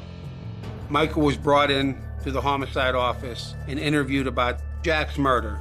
And during that interview, Michael had said that he was unemployed. He was trying to seek help through the VA hospital due to his PTSD from being in the Army. Michael had been discharged from the military due to his use of cannabis. Michael also admits he'd fallen out with the family, including his aunt and uncle, and hadn't seen them in a year. He specifically denied being over near the victim's house, and he made reference to them being estranged. Michael had a bit of a drug problem, and Carol and Jack decided to distance themselves from Michael and not let him come to the house. Detectives still need to know where Michael was when Jack was killed. We knew Carol left around 6 a.m. We knew that Bradley was there about 10:30. We knew Carol found him around 3 o'clock. So there's a window of opportunity of about 4 hours. He told us he was at home in Sharpsburg on the day of the incident, July 21st, 20 minutes away from Jack's house. He said that his girlfriend had kind of unexpectedly taken the day off and they spent the day together. Nothing out of the ordinary. He gave us some landmarks on our timeline that we could check out. Michael and his girlfriend Melanie had gone and done some shopping in the town that they lived in. He said that he had had a doctor's appointment at the VA hospital later that afternoon. These were things at businesses and locations that we could check from doing surveillance video or getting sales transactions. Michael's girlfriend Melanie did corroborate his activities, and she stated they had spent the day together. It was determined that his alibi had checked out. A day into the investigation, with Jack's closest circle cleared, investigators escalate the search for the missing jewelry. We were physically going to many pawn shops to try to see if anybody had sold this jewelry. We didn't get any traction with that. That's when we started doing a canvass of the neighborhood. When we were doing our neighborhood canvass, so many people had mentioned near their house there's a meat factory, and they had concerns about the employees. We had heard things like they hire people with records, they hire criminals. From talking to Carol, she said they have a straight view into Carol and Jack's home, and Jack had mentioned sometimes he would let people use his phone or use the bathroom when they were on their break, and it upset her. In a case like this, you may see, hey, look at this guy, he got some gold on. It's a crime of opportunity. We knew that they got their morning break right around the time when people stopped hearing from Jack, so we definitely wanted to look into that and see what the consensus was over there. I think we did like almost 40 interviews of all the employees to see who they were. One worker in particular piques police interest. Ronald Levins was a name that came up from multiple employees in the context of people who had gone over to Jack's. This may be the person that Carol was aware that had come over there. Ronald Levins was somebody who had had a criminal history of petty theft and assault, so he was on our radar for sure. Investigators work quickly to bring Ronald in for an interview. Ronald indicated that he had known Jack and they were actually friendly, and that's why he was allowed to come into the house when Carol wasn't home. Carol said she would get upset with Jack. She would say, Jack, don't just let anyone in our house. You can't do that. And he would just, kind of shrug it off. But she just didn't want people coming into the house that she didn't know. Investigators ask Ronald point blank if he had anything to do with Jack's murder. He said he had no involvement in Jack's death. The day that Jack was killed, Ronald didn't come to work. He had actually taken scheduled vacation for Friday and Monday. Ronald Levins' alibi checked out, and we were able to eliminate him as a suspect in this case. Desperate for a new lead, investigators look for similarities with other robberies in the area. After Jack's murder, we talked to the local authorities, and during that, we learned of several burglaries, one of which an older lady was burglarized, and about $5,000 worth of quarters were taken. Jack's killer had stolen his coins as well as jewelry. Is this the same person? And could they strike again? The neighbors were very afraid. We still have a killer out there. It was a whodunit. Once something like this happened, you think that anything's possible. Another recent robbery in the neighborhood. We learned that during that burglary, there were some items similar to what Jack had that were taken, and it was a burglary that happened during the day, which is the timeline we were looking at in this particular incident. Oftentimes in our investigations, we see that residential burglaries are done during the day in bedroom communities where the chance of the people inside the home being at work are better, and that way they can go in and they can take what they need without fear of being caught. With Jack being retired and home all day, had he caught the burglar red-handed and paid the ultimate price? The neighboring police department already has a suspect in custody.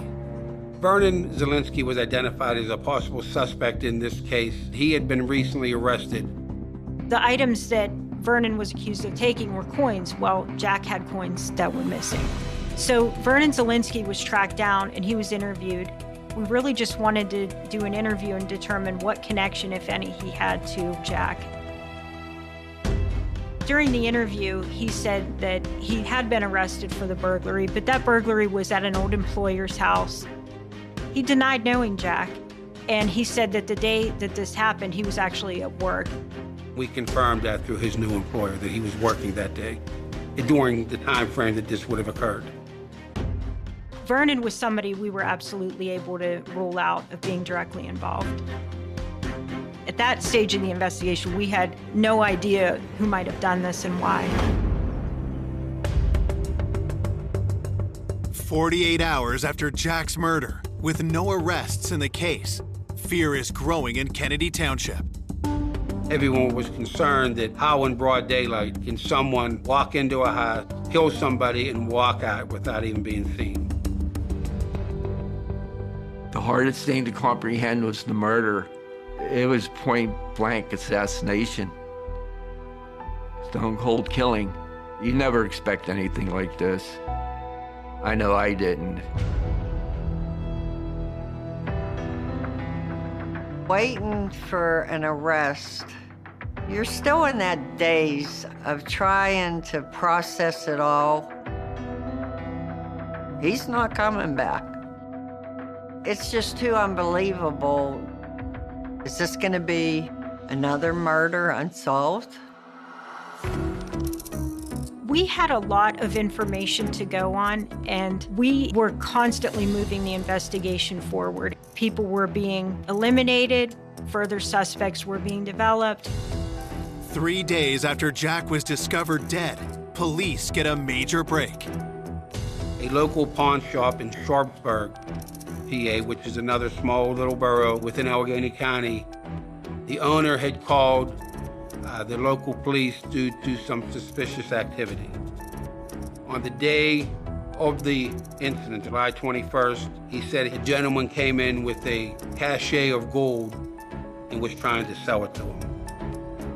What the employee found to be concerning was, first of all, the jewelry was manipulated. It was very distinguishable pieces, but they had been, it seemed to be hammered or just manipulated in a way that would make them hard for law enforcement to identify. It threw up a red flag to him, but also he seemed to think that this was a person who had sold him stolen jewelry in the past. So he didn't buy the jewelry, but he also had the foresight to know he wanted to see where this jewelry might have come from. He knew it was important to get a picture of it. So he took a photograph of the items that this person was trying to sell. He provided us with the photographs, and they were taken to Carol, who viewed them. She became very upset. She started crying, and she said, "That's our jewelry." It felt like we were closing in. Based upon the photograph of the jewelry, we were able to get that out to the local department. They could share it with the pawn shop owners in town if anyone comes in with this. Investigators hope they can identify the seller. The pawn shop owner was able to give a good description of the person who brought the jewelry in. A younger white male, black hair, and thin build. That description was provided to the local police chief in Sharpsburg, and he thought that fit the description of the white male from that area. It gave us a very good lead in this case. A photo array was put together to include 8 individual photographs, and they were shown to the shop owner. We have a set of instructions that we give them, and we say, the person that we're looking for may or may not be in here, but if you see the person, indicate it on the lineup. So once he reviewed the photo array, he did identify who that person was. It was a huge break. It was exactly what we needed. Coming up, police find stunning evidence pointing to Jack's killer. In the video, we knew exactly who it was. This was a shock to everyone. You never thought that would happen. It would be that person. But making an arrest wouldn't be easy. She provided alibis for him and just denials. Until investigators find proof no one can deny. Those records identified the man who tried to pawn murder victim Jack Park's jewelry. His name, Brian Gibbons. He's been a known thief to the local police department. We went after that lead strong.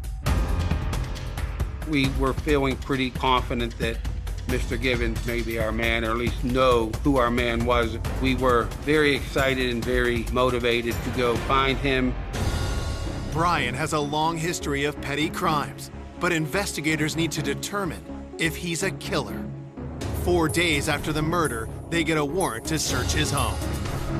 Specifically, we were looking for any of the very distinguishing items that Jack Parks had. Unfortunately, we didn't find any of the victim's jewelry in the house, but we did find some items that did turn out to be stolen from someone else. Based upon the search at Mr. Gibbons' residence, we were able to arrest him and have him sent to the county jail. Investigators questioned Brian about Jack's missing jewelry.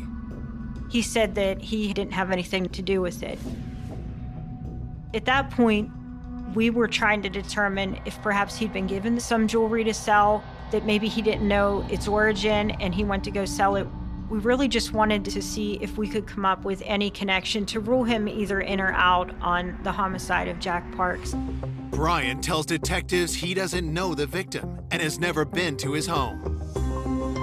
He said he had no connection to Jack at all. He denied having any knowledge of the Jack Parks homicide. We asked, well, what's your alibi? And he goes, I was arrested for entering an abandoned house that day. And that was confirmed. Brian was not the killer. He had a solid alibi. It was clear that he was not the same individual who had come in to the store on that Monday that tried to sell the jewelry. The pawn shop owner mistakenly identified the wrong person.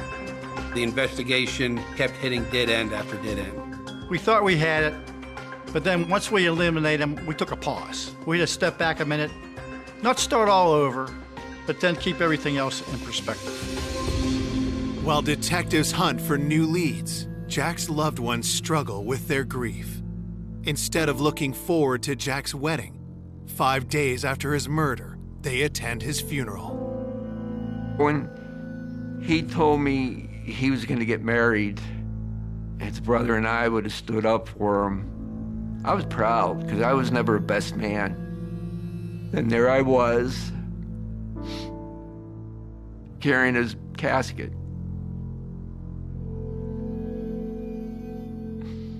God, to have something like that happen in such a quick time, it's devastating to everybody. You feel the hurt, but it really doesn't sink in until the funeral's all over. And then the shock is over. It's reality. He's gone. Fearing the case could go cold, a week after the murder, police step up the hunt for Jack's stolen jewelry, hoping the culprit is still attempting to sell it at a pawn shop. We all just sort of fanned out and we took particular geographical areas. We knew there was still a person that was out there trying to sell Jack's jewelry, and we had to just keep holding out hope that the pawn shop would take their identification, that they would keep good records. That's what kept us going, honestly. There is a detective in the city of Pittsburgh who is a pawn shop records analyst, and I reached out to her and I told her what items that we had missing, and on August 4th I heard back from her, and she told me that she had found the jewelry where it had been sold. Investigators race to the pawn shop. We had to go take a physical look at it, see who, if anybody, was on camera. Some store policies, all they have to do is take an individual's driver's license number. They don't even have to make a photocopy of it. So we were trying to remain optimistic that somehow we would get an image of the actual person who tried to sell that jewelry. It could have been anyone at that point. The pawn shop has surveillance video, and what detectives see on tape is jaw-dropping. It was, oh my God. We knew exactly who it was. In the video, it was Michael Apio, which was Carol's nephew that Jack raised like one of his own. This was a shock to everyone. When we first had dealings with Michael, early on in the investigation, he did provide an alibi about businesses he was at, doctor's appointments. Michael had his girlfriend Melanie saying that he was with her during the time that Jack would have or could have been killed. So it was kind of going back, trying to retrace what he had initially told us. We still had to do a little bit more digging. We had to work on if we were missing something. Early on, when we talked to Michael, he had given detectives his phone number. I wanted to get his phone records. While investigators wait for those records, they call Michael back in. We are going to interview him and see what he has to say now that we have him on tape pawning his uncle's jewelry. We decided that it would probably be ideal to bring Michael and his girlfriend Melanie in at the same time, being that she was the person who was providing an alibi for him, and chip away at that and see where the truth lied. We took them both back to our office and they were interviewed in separate rooms. Michael, in his interview, was initially very adamant that he had nothing to do with this. He denied involvement with the murder, involvement with the jewelry, and he just would not deviate from that. Melanie stands by her story too. She provided alibis for him and just denials. Melanie is pretty much telling us that he was with her during the time that Jack would have or could have been killed.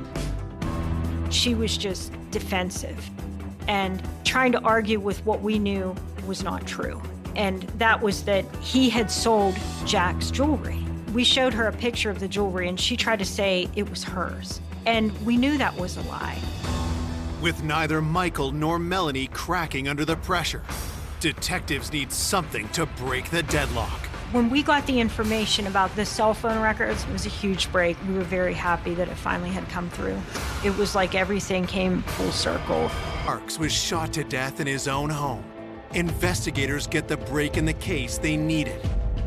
Incriminating cell phone GPS data. When I got Michael's phone records, I started to see where generally he spent most of his time, which was consistent with his home. He told us he was in Sharpsburg, 20 minutes away from Jack's house on the day of the incident. Parts of his alibi checked out, cell phone data-wise, but there was an anomaly where about 11:45, his cell phone pinged over in the area of Jack and Carol's house. To me, the significance of 11:45 was it is in this time where Carol can't reach Jack. It would be impossible to be in Sharpsburg and your phone ping off a tower in Kennedy Township. The amount of distance between the two, it wouldn't be possible. He was not at home. He was over near his uncle's house. So 11:45, Michael's phone being over there was an aha moment. Those records don't lie. Detectives want to see how Michael will react when confronted with his own cell phone records. It was like he had just got smacked in the head with a baseball bat. He became very quiet, took a second, and he just let it all out. I was suffering from PTSD, and the morning of July 21st, I asked Mel to take a ride with me. She just drove down with me and I parked her car. I told her to wait.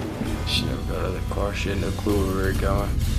Michael's explanation of why he went to see Jack only raises more suspicion. About a year ago, I was accused of stealing jewelry, and I wanted to make amends. I wanted to fix it. I knocked on a door to apologize and talk. At that time, he became hostile, and he choked me and swung at me. His story changed to self-defense. He had two hands around my neck, and at that time, I felt my life was threatened, and I had a pistol, 380 on me. It went off. Reconciling that just wasn't possible. Jack was shot one time, right close to his ear. Basically, someone held a gun to his head and executed him. He fell to the floor, and I panicked. Ren grabbed jewelry, and I left.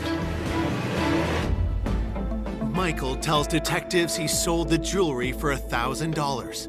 Even more shocking is what he spent the money on. You stated that that's one of the people you sometimes purchase narcotics from. Yes. I gave him about $600 to $700. In addition to that, several days later, what did he give you? He gave me heroin.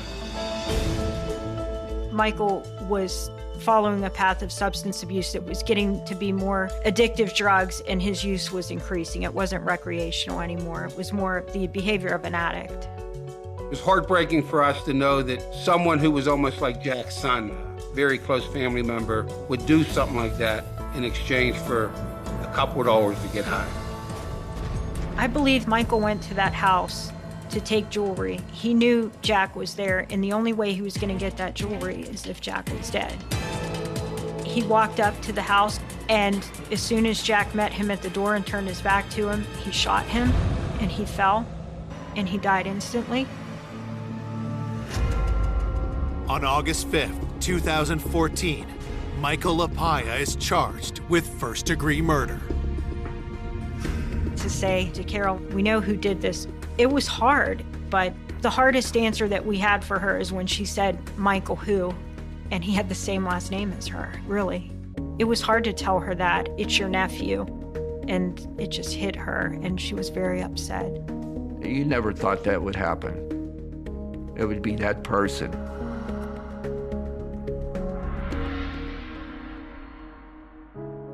It's still to this day so hard to believe that somebody that they loved, Michael, could have done something like this. I mean, what he did, I can't describe. There's no words. At trial, Michael is found guilty. On December 9th, 2015, the 24-year-old is sentenced to life in prison.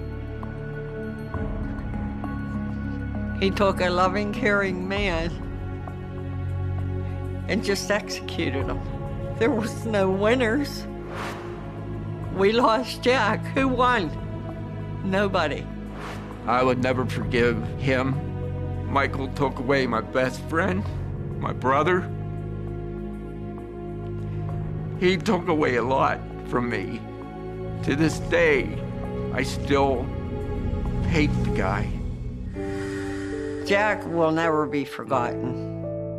In the beginning, it's hard talking about a loved one without. I went upstairs, found his bed all made up, definitely not been slept in. He was a 69-year-old farmer. He had a vast farming estate worth tens of millions of pounds. He had just disappeared. There were rumours going around that he'd had a run-in with some of the community that might have been using his fields. I got the phone call saying, can you please come over? My Land Rover's been burnt out. So the police were lined up all the way along. The police combed hundreds of acres. What was it you were worried about the police finding out? Is it a sort of secret message about what you're going to do to Bill? Gosmore, the quintessential picture postcard hamlet nestled deep in the Hertfordshire countryside. It's the kind of place where a lot of neighbours know each other. It's very friendly. You know, people will take in parcels for each other and meet in the pub for a few drinks here and there. So it's got a good community feel to it. It's this kind of idyllic South England hamlet, sprawling farmland.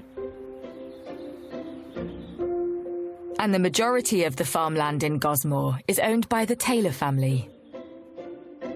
William Taylor was known as Bill to his friends. He was a 69-year-old farmer from a village in Hertfordshire, and he had a vast farming estate worth tens of millions of pounds.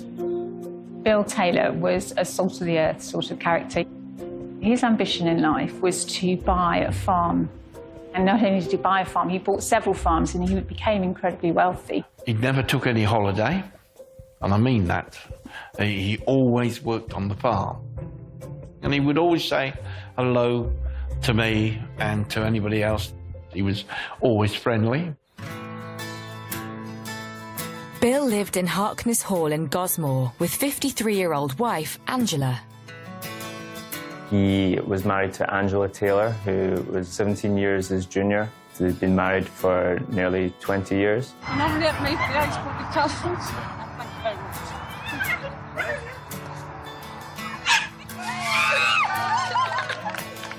both been married before, both had children from previous marriages, and they had 3 children together.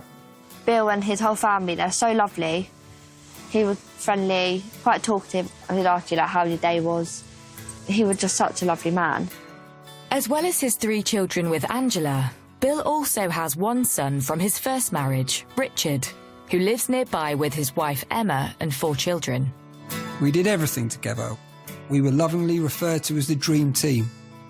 I enjoyed spending time with Dad. It didn't matter what we were doing, as long as we were together, I was happy. He also used to come down to this farm, and he always used to be around 10:30 to 11:30 every day to see his son and have a cup of tea and have a bit of biscuit or cake and talk to his son about farming. Angela and Bill's relationship came to an amicable end in 2015. And she took over running 2 of the farms. He certainly still loved Angela after 25 years of marriage, and he never actually got divorced to her, and he still wanted to get back with her. Well, my parents, they separated in 2015. They were still getting on, so I didn't see any problem there. They still worked the farm together wherever they went. Bill felt really strongly about his family, so instead of divorcing her, he agreed to settle the farm between Richard, his first son, and Angela. She moved into a farmhouse not very far away from where Bill lived, and Bill would go every evening and he would have supper with them. And then he would come back to his own home, which was Harkness Hall, where he lived on his own. As Bill was getting older, his son Richard worried about him and turned to friends for help. I cooked meals for him for a couple of months, and a couple of times I used to stay for perhaps 2 or 3 nights at Harkness Hall, and I then moved in on a permanent basis. And Sunday, June 3rd, 2018 was like any other day for Bill. I took Grandad round his Sunday roast, as I had every Sunday for the last 6 weeks. I arrived just after 7 p.m. and sat with him and talked while he ate. We spoke about the farm. He asked about the cultivator we'd just collected. He was looking forward to being busy with hay and silage very soon, and with the harvest just round the corner. But life for the Taylor family was about to change. For all of them, forever.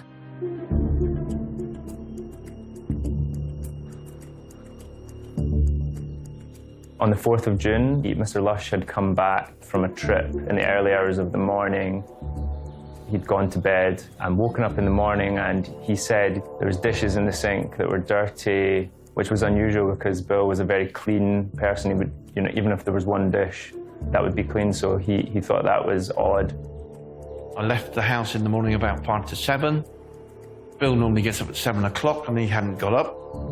And I came back at about 11 o'clock, found the post on the floor had been delivered and not been picked up by Bill, and I found the washing up in the basin still there. He could just tell something wasn't right. Bill would be walking around the farm. He would always be up first before him. He gave it a couple of hours, thinking maybe he was sleeping in, he was getting older. But he eventually found it so suspicious he had to physically open the bedroom door himself. I went upstairs, knocked on the door, opened the door, found that his pyjamas were on the pillow and the bed, all made up and definitely not been slept in. I went downstairs, phoned Richard, asked him whether Bill had been in for his usual morning cup of tea or coffee, and Richard said no, he hadn't seen him. It was a busy day, and I did think it was strange that he didn't come down, but as the day went on, concern rose, and Dad sent me to look for Grandad. After checking the house, which felt eerie, I immediately suspected something had happened. I called Dad, and we checked the whole farm, before meeting up at Harkness Hall and getting Richard Lush to call the police. It was so out of the ordinary for Bill, who'd lived there all his life, to go missing, to not check in with anyone, for nobody to have seen him around the farm. The family spent the whole of the day on the 4th of June searching for him. trying to find him without success. So in the evening of the 4th of June, Mr. Taylor was reported as a missing person. Police start interviewing those closest to Bill. Clearly, he was a man who was devoted to his family and spent a lot of time with his family. So it was essential that we speak to all of the family to build a picture and understand who Bill was, what he did on a day-to-day basis, and effectively work back from that to try and understand where he'd gone missing. Why would Bill have disappeared without telling anyone? As police start to investigate, information starts to emerge about what was really going on in his life.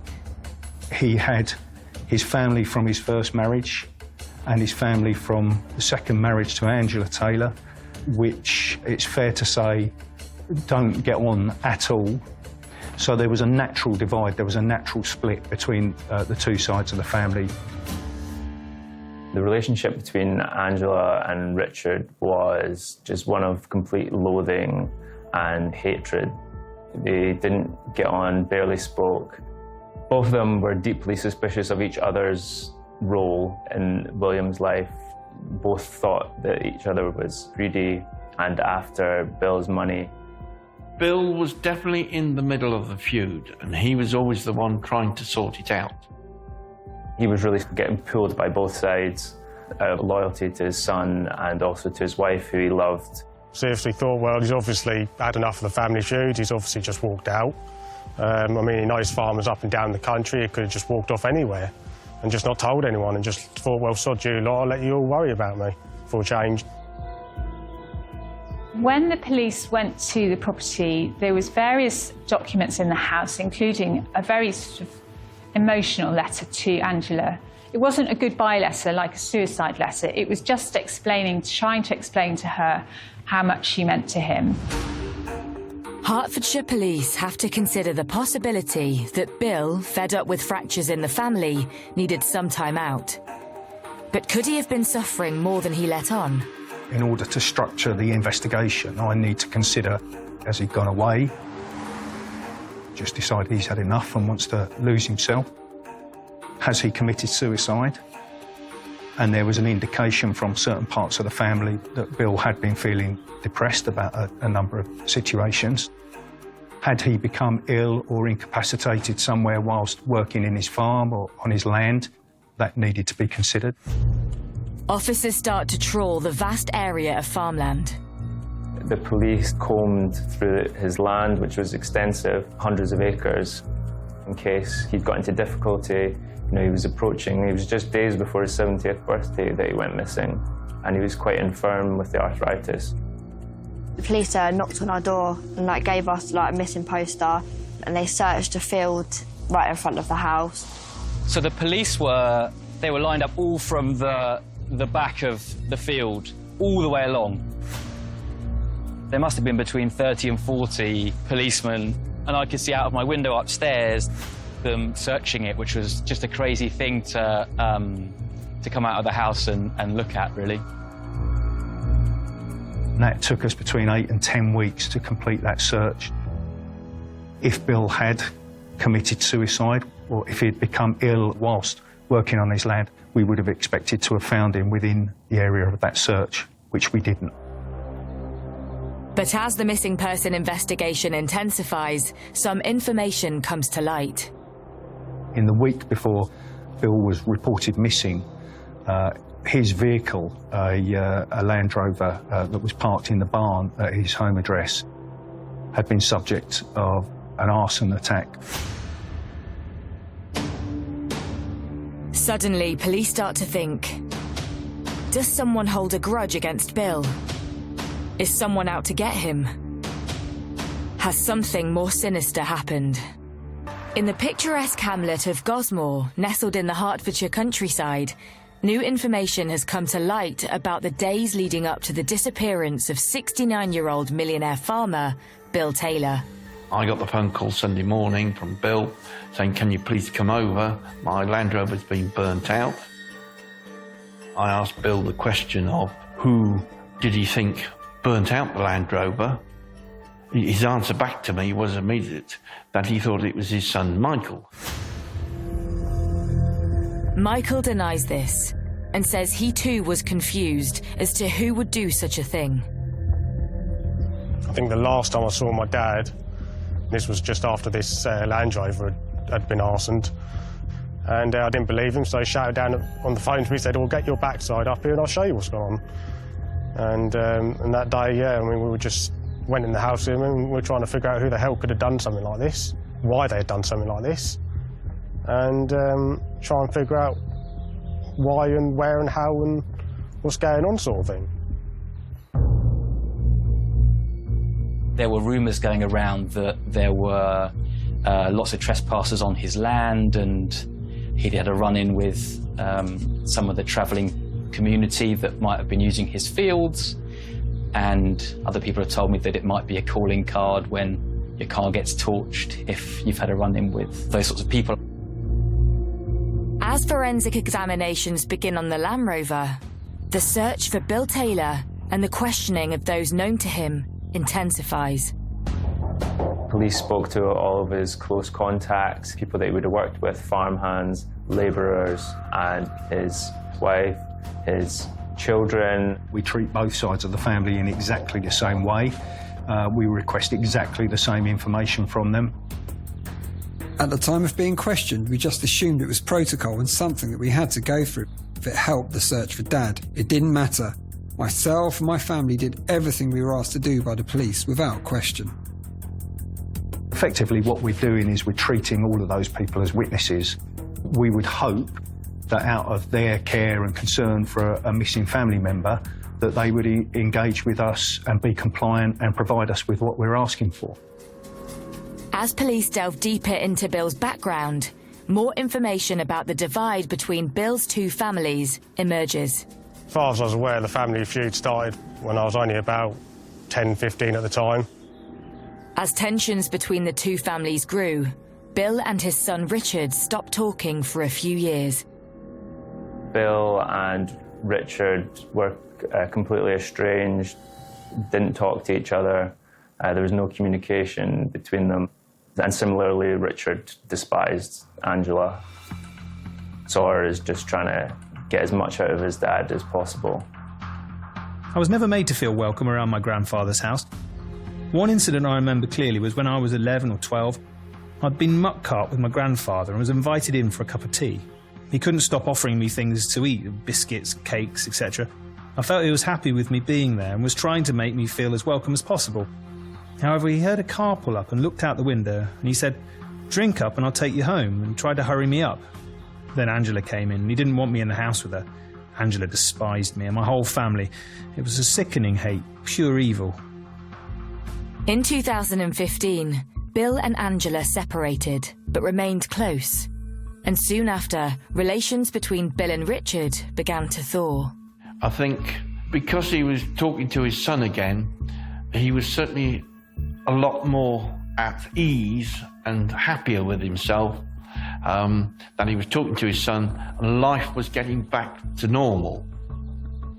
Police need to establish if the family feud could have had anything to do with Bill's disappearance. But then a discovery is made, which turns the missing person investigation on its head. Bill's grandson did actually approach us in relation to a link from a bracelet that he had found in the farmyard, which he told us was like a bracelet that his grandfather wore. Bill suffered from arthritis, and he would always wear a bracelet to help him with that. So suddenly they have the broken links from this bracelet just a stone's throw from his house next to his cowshed. I did have my suspicions, especially when Ben found this bracelet in the cattle barn 2 days later, that something had happened to him. 3 months after Bill's disappearance, and the course of the investigation changes. When all of those normal inquiries that we would conduct, including searching premises to try and locate the missing person, have all been exhausted, it starts to suggest that perhaps there may be foul play involved. By September, it was pretty obvious to the police that there was something afoot. There'd been no sightings of Bill. There'd been no activity on his bank accounts and so on and so forth that you would normally associate with somebody still being alive and well and just living their life in another location. They really needed to tell everyone, including the family, that things had moved on. This was now a murder investigation. I remember when the family liaison officers came to see us at home. It was around 7 a.m. to inform us that 3 family members and another man had been arrested for Dad's murder. They didn't state who at that point. I remember Richard coming in one morning and saying, they've all been arrested down at the farm where they are. I said, what? He said, at 2 o'clock in the morning, the police arrived and arrested Mrs. Taylor and they arrested the 2 boys. We were dragged out of bed early in the morning and I was in a state of shock at this time, saying I was being arrested on suspicion of this, this and this. And I was just totally baffled. I just didn't know what to say. You know, it really hit me. It hit me hard. It hit me very hard. You know, over my own dad, that bloody hurt. Bill's estranged wife, Angela, and her 2 sons with Bill are bailed pending further inquiries. But a 4th person is arrested. Local man Paul Cannon. He was a labourer, he drove diggers, he worked here and there. He was working in a quarry. He was looking for somewhere to stay. He'd actually been moving some soil and earth on Bill's farm, and it was through that contact that they got to know each other. As part of the forensic investigation, we were aware that items used in that arson could be forensically connected to Paul Cannon. So obviously that started to elevate my concerns around Paul Cannon and his potential involvement in Bill's disappearance. Despite linking Paul Cannon to the arson attack on Bill's Land Rover, police have no other evidence as to where Bill is, or whether he has come to any harm. But something has come to light to throw suspicion on his wife, Angela. What my family liaison officer team brought to my attention was their concerns around the behaviour of Angela and that side of the family. Angela would never proactively phone and ask us if we'd found Bill. I mean, this was meant to be his wife of 17 years. I don't think she was particularly heartbroken or as worried as she might have been. Paul Cannon was carrying on with what seemed like daily life, and so was Angela Taylor.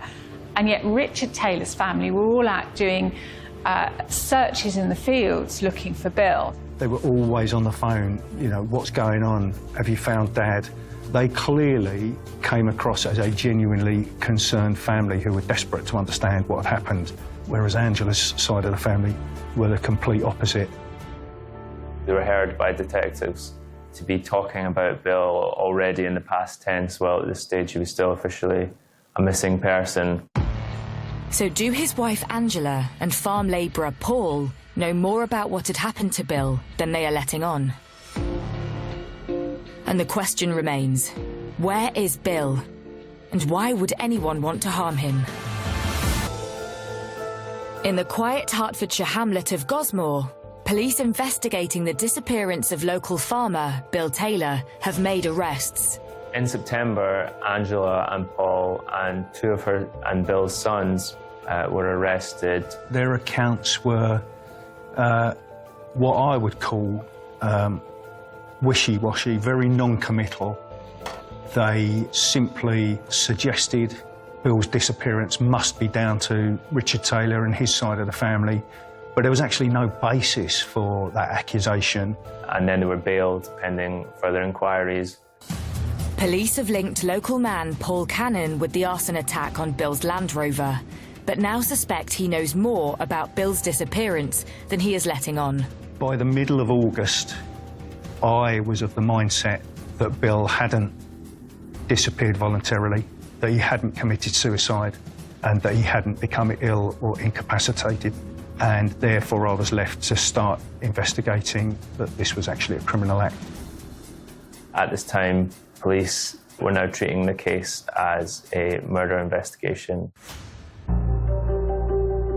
But with no sign of Bill or a body, police have their work cut out to try to tie Paul and Angela to something more sinister. When those people were arrested, we conducted searches at their home addresses.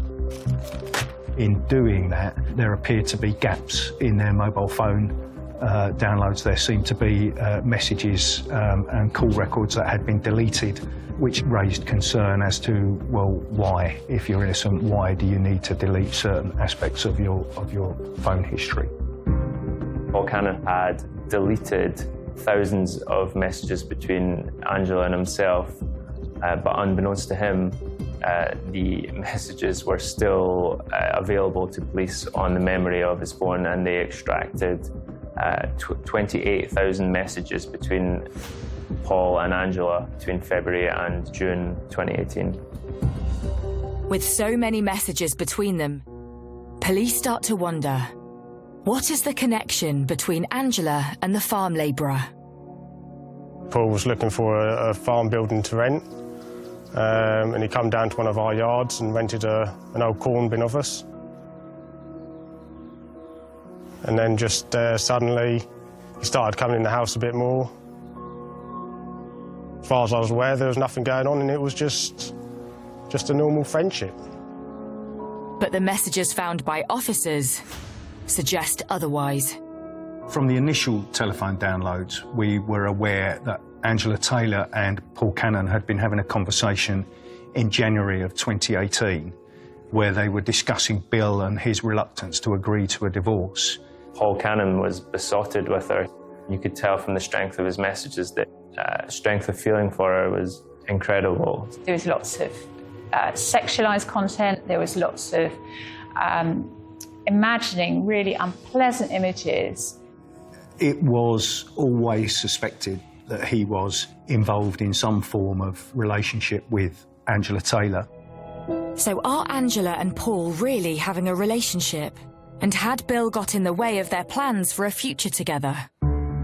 She'd already actually acquired 2 farms, which were worth millions of pounds, and she'd acquired those debt-free from Bill as part of a separation agreement. There was a post-nuptial agreement.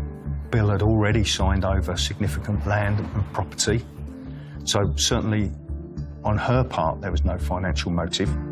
With Angela wealthy in her own right, police cannot find a reason as to why she would want Bill out of her life, and are back to square one. But police are convinced he is dead. Investigators then receive information which makes them take a closer look at Paul Cannon. A call to the investigation team established that there was a vehicle, a Suzuki Vitara Jeep, that until recently had been seen at the family's home address but had subsequently gone missing. We were able to establish that Paul Cannon had actually started trying to, for want of a better phrase, get rid of that vehicle around the 4th and 5th of June, and in fact by the 7th of June he had disposed of that vehicle. Of course, the relevance being Bill's reported missing on the 4th, so within 3 days of that report being made, Paul Cannon has got rid of this vehicle. That vehicle was found in Bulgaria months later. The fact that you sell a Jeep for cash shortly after someone you're accused of killing disappears perhaps doesn't look the most innocent. We were able to recover that vehicle from Bulgaria and bring it back to the UK for examination. And our case was that Bill was murdered on the night of the 3rd into the 4th of June, that his body was taken to the deposition site in that vehicle, and then that vehicle was disposed of to eliminate the possibility of us recovering any forensic evidence from it. The recovered vehicle offers up no clues to help the team, but further digital investigations into messages on Angela and Paul's phones suddenly spark interest. On the night of Bill's disappearance, the 3rd and the 4th of June, there is a message sent from Cannon to Angela Taylor at 23:36. He said that he was just watching Kill Bill 2.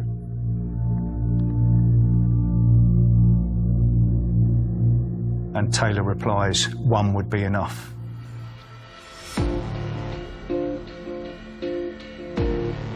I made a decision that they were to be arrested before they were due to answer bail on the 3rd of December. Angela and Paul were charged with murder, conspiracy to murder, and arson over the death of Bill Taylor. Well, that was a big shock. I mean, my head was just everywhere. I just didn't know what to think. I just thought, no way. That was the first thing, no way. They couldn't have done something like that, no way. He must have just walked out, you know, just give it a bit of time, he'll come back. You know, that was all that kept going through my head. The pair are subjected to intense questioning. Are you ever going to tell us where Bill's buried? No comment. Because that might be a redeeming feature, mightn't it? No comment. Might help your case. No comment. Returning him to Richard and his family. No comment. But neither admit having played any part in the disappearance of Bill Taylor. Did you think that WhatsApp couldn't be accessed by police? What was it you were worried about police finding out? Is it plan B? Is it a sort of secret message between the two of you about what you're going to do to Bill? By January 2019, police are ready to take the case to court. One of the things that we would do in the case of what you would call a no-body murder is conduct proof of life inquiries. And that is essentially building a picture of how Bill lived his life, demonstrating to the court that as of this date, everything stopped. And Bill ceased to exist.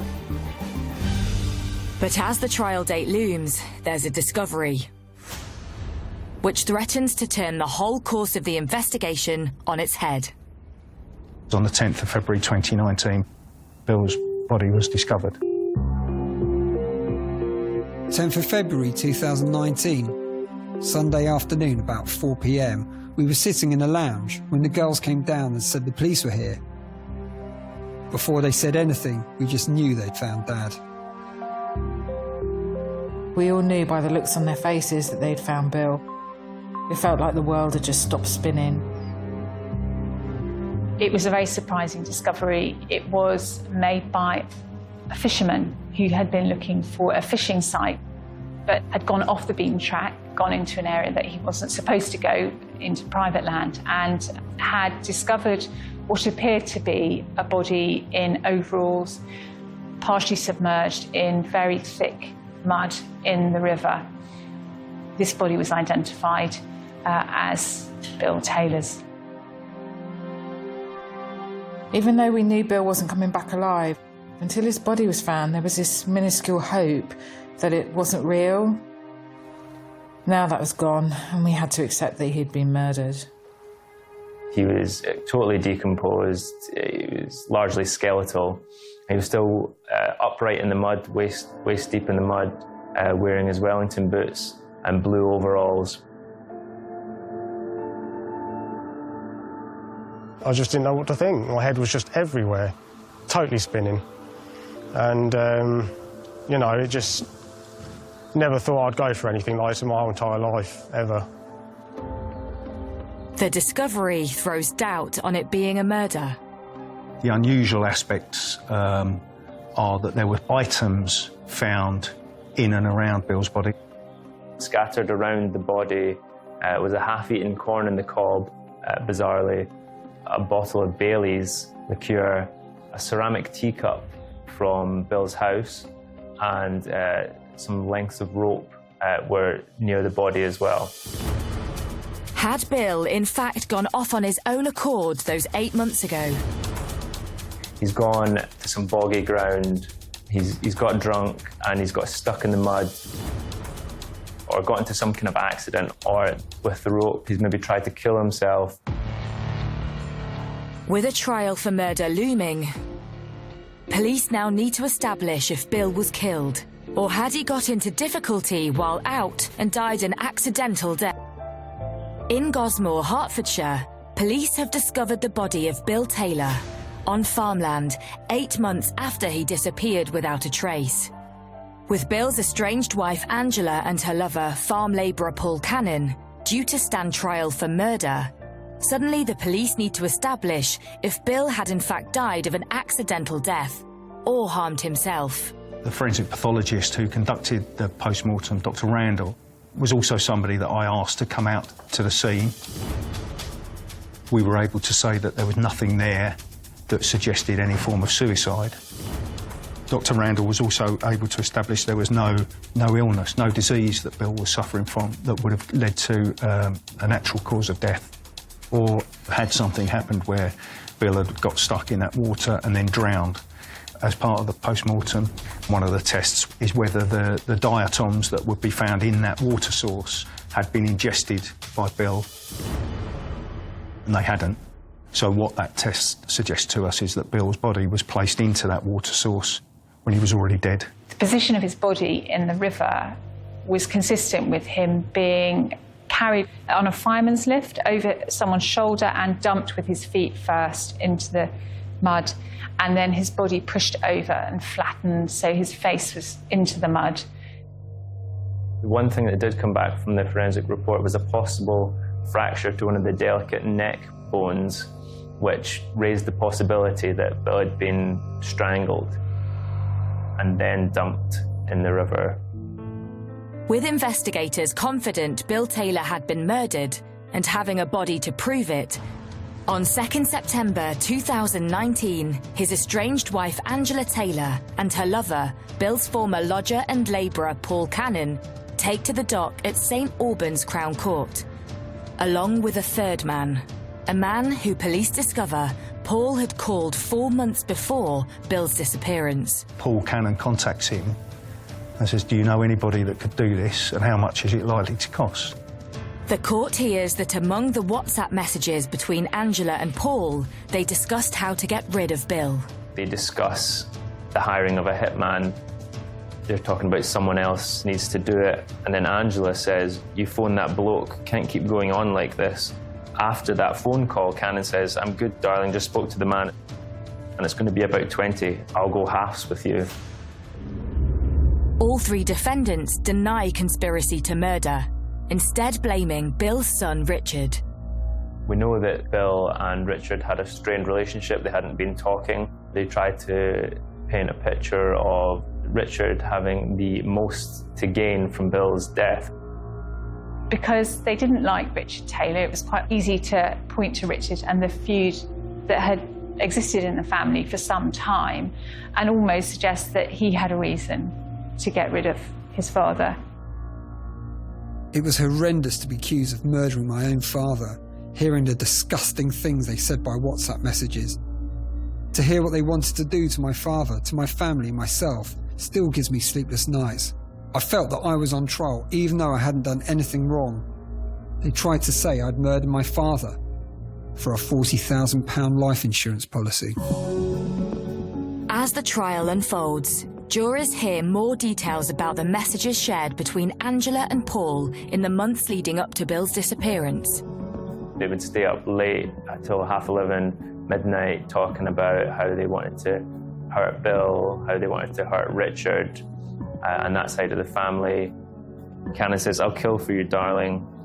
I get so scared of losing you. I'll never find anyone like you, and I'll never want anyone as much as you again."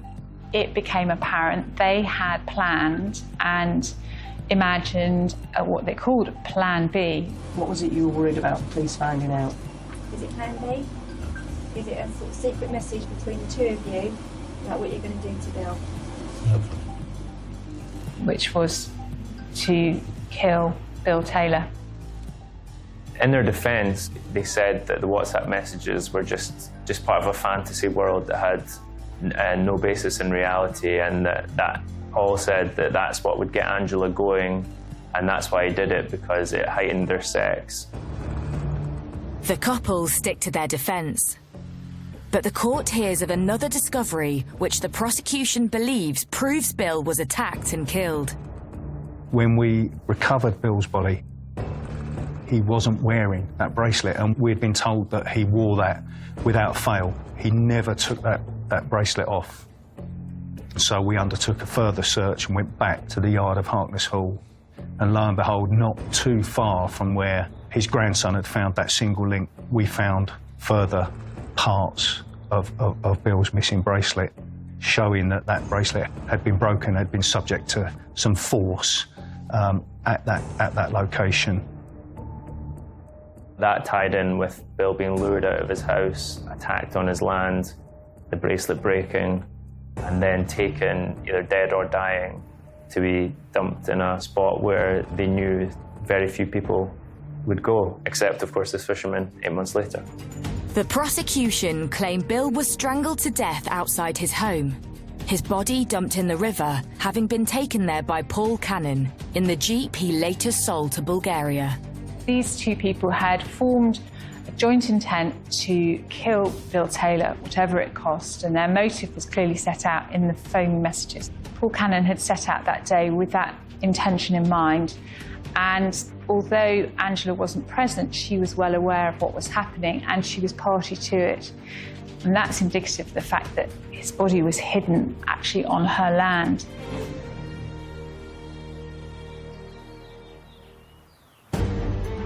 Despite the evidence put before the court, Angela, Paul and the third defendant continue to deny their involvement. During the trial, I would say Angela was just nothing, just cold, no expression whatsoever, no emotion in any way, shape or form. She didn't accept that she'd been involved in any sense in the planning, that she had been influenced by Paul Cannon. She'd been attracted to him, that she was in a relationship with him, and that it was almost a titillating sexual fantasy that they both indulged in, but that it wasn't actually going to happen in real life. Paul Cannon, the one and only time I saw him express any emotion during the trial was when he was asked a question about Bill potentially wanting to reconcile his marriage with Angela. And his response was emotional, but also angry. And he said, yeah, the man's deluded. The man's deluded. 2 months after the start of the trial, the jury returns its verdict. Paul Cannon and Angela Taylor are found guilty of murder and arson. When they were found guilty of it, I just thought, well, why? Why would you get rid of someone, especially our dad? The judge acknowledged that while she probably wasn't involved in the killing itself, she was the driving force behind it. She came to be seen as quite a master manipulator, getting these men who were so obsessed with her. I mean, Bill Taylor loved her to the very end, wanted her back after everything she did to him, and Paul Cannon was besotted with her. He was clearly prepared to kill for her. The third defendant was cleared, but Angela and Paul are sentenced to life in prison. And both have to serve a minimum of 22 years. The killing itself, I think, boiled down to she'd been married for around 20 years to Bill. He was 17 years her senior. She was finished with him. She had a new lover, and she just hated the sight of her husband and wanted to be rid of him, and saw her opportunity to manipulate her new lover into carrying it out.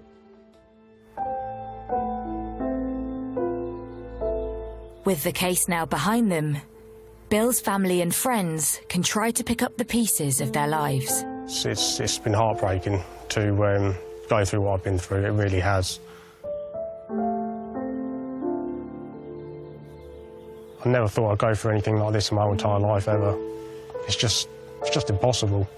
It's just like something you just see on TV and think, that'll never happen to you, that'll never happen in reality. It's just impossible. Why would it happen? But the true fact is, well, actually it can. And, you know, it was tough. It's very tough. I went with the family to the funeral. I was in the funeral car. And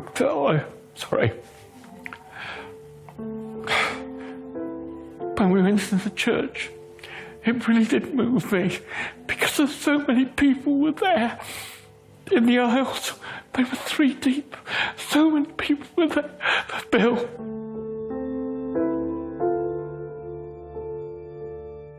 Losing Dad has been the most horrendous situation I've ever had to deal with. I don't believe I'll ever get over it. I'm desperately trying to continue the farm in the way he raised me, with his environmental ethos and animal care. We try every day to uphold his legacy and his farming way of life. I would like my father to be remembered as a good man and a great farmer, not a murder victim.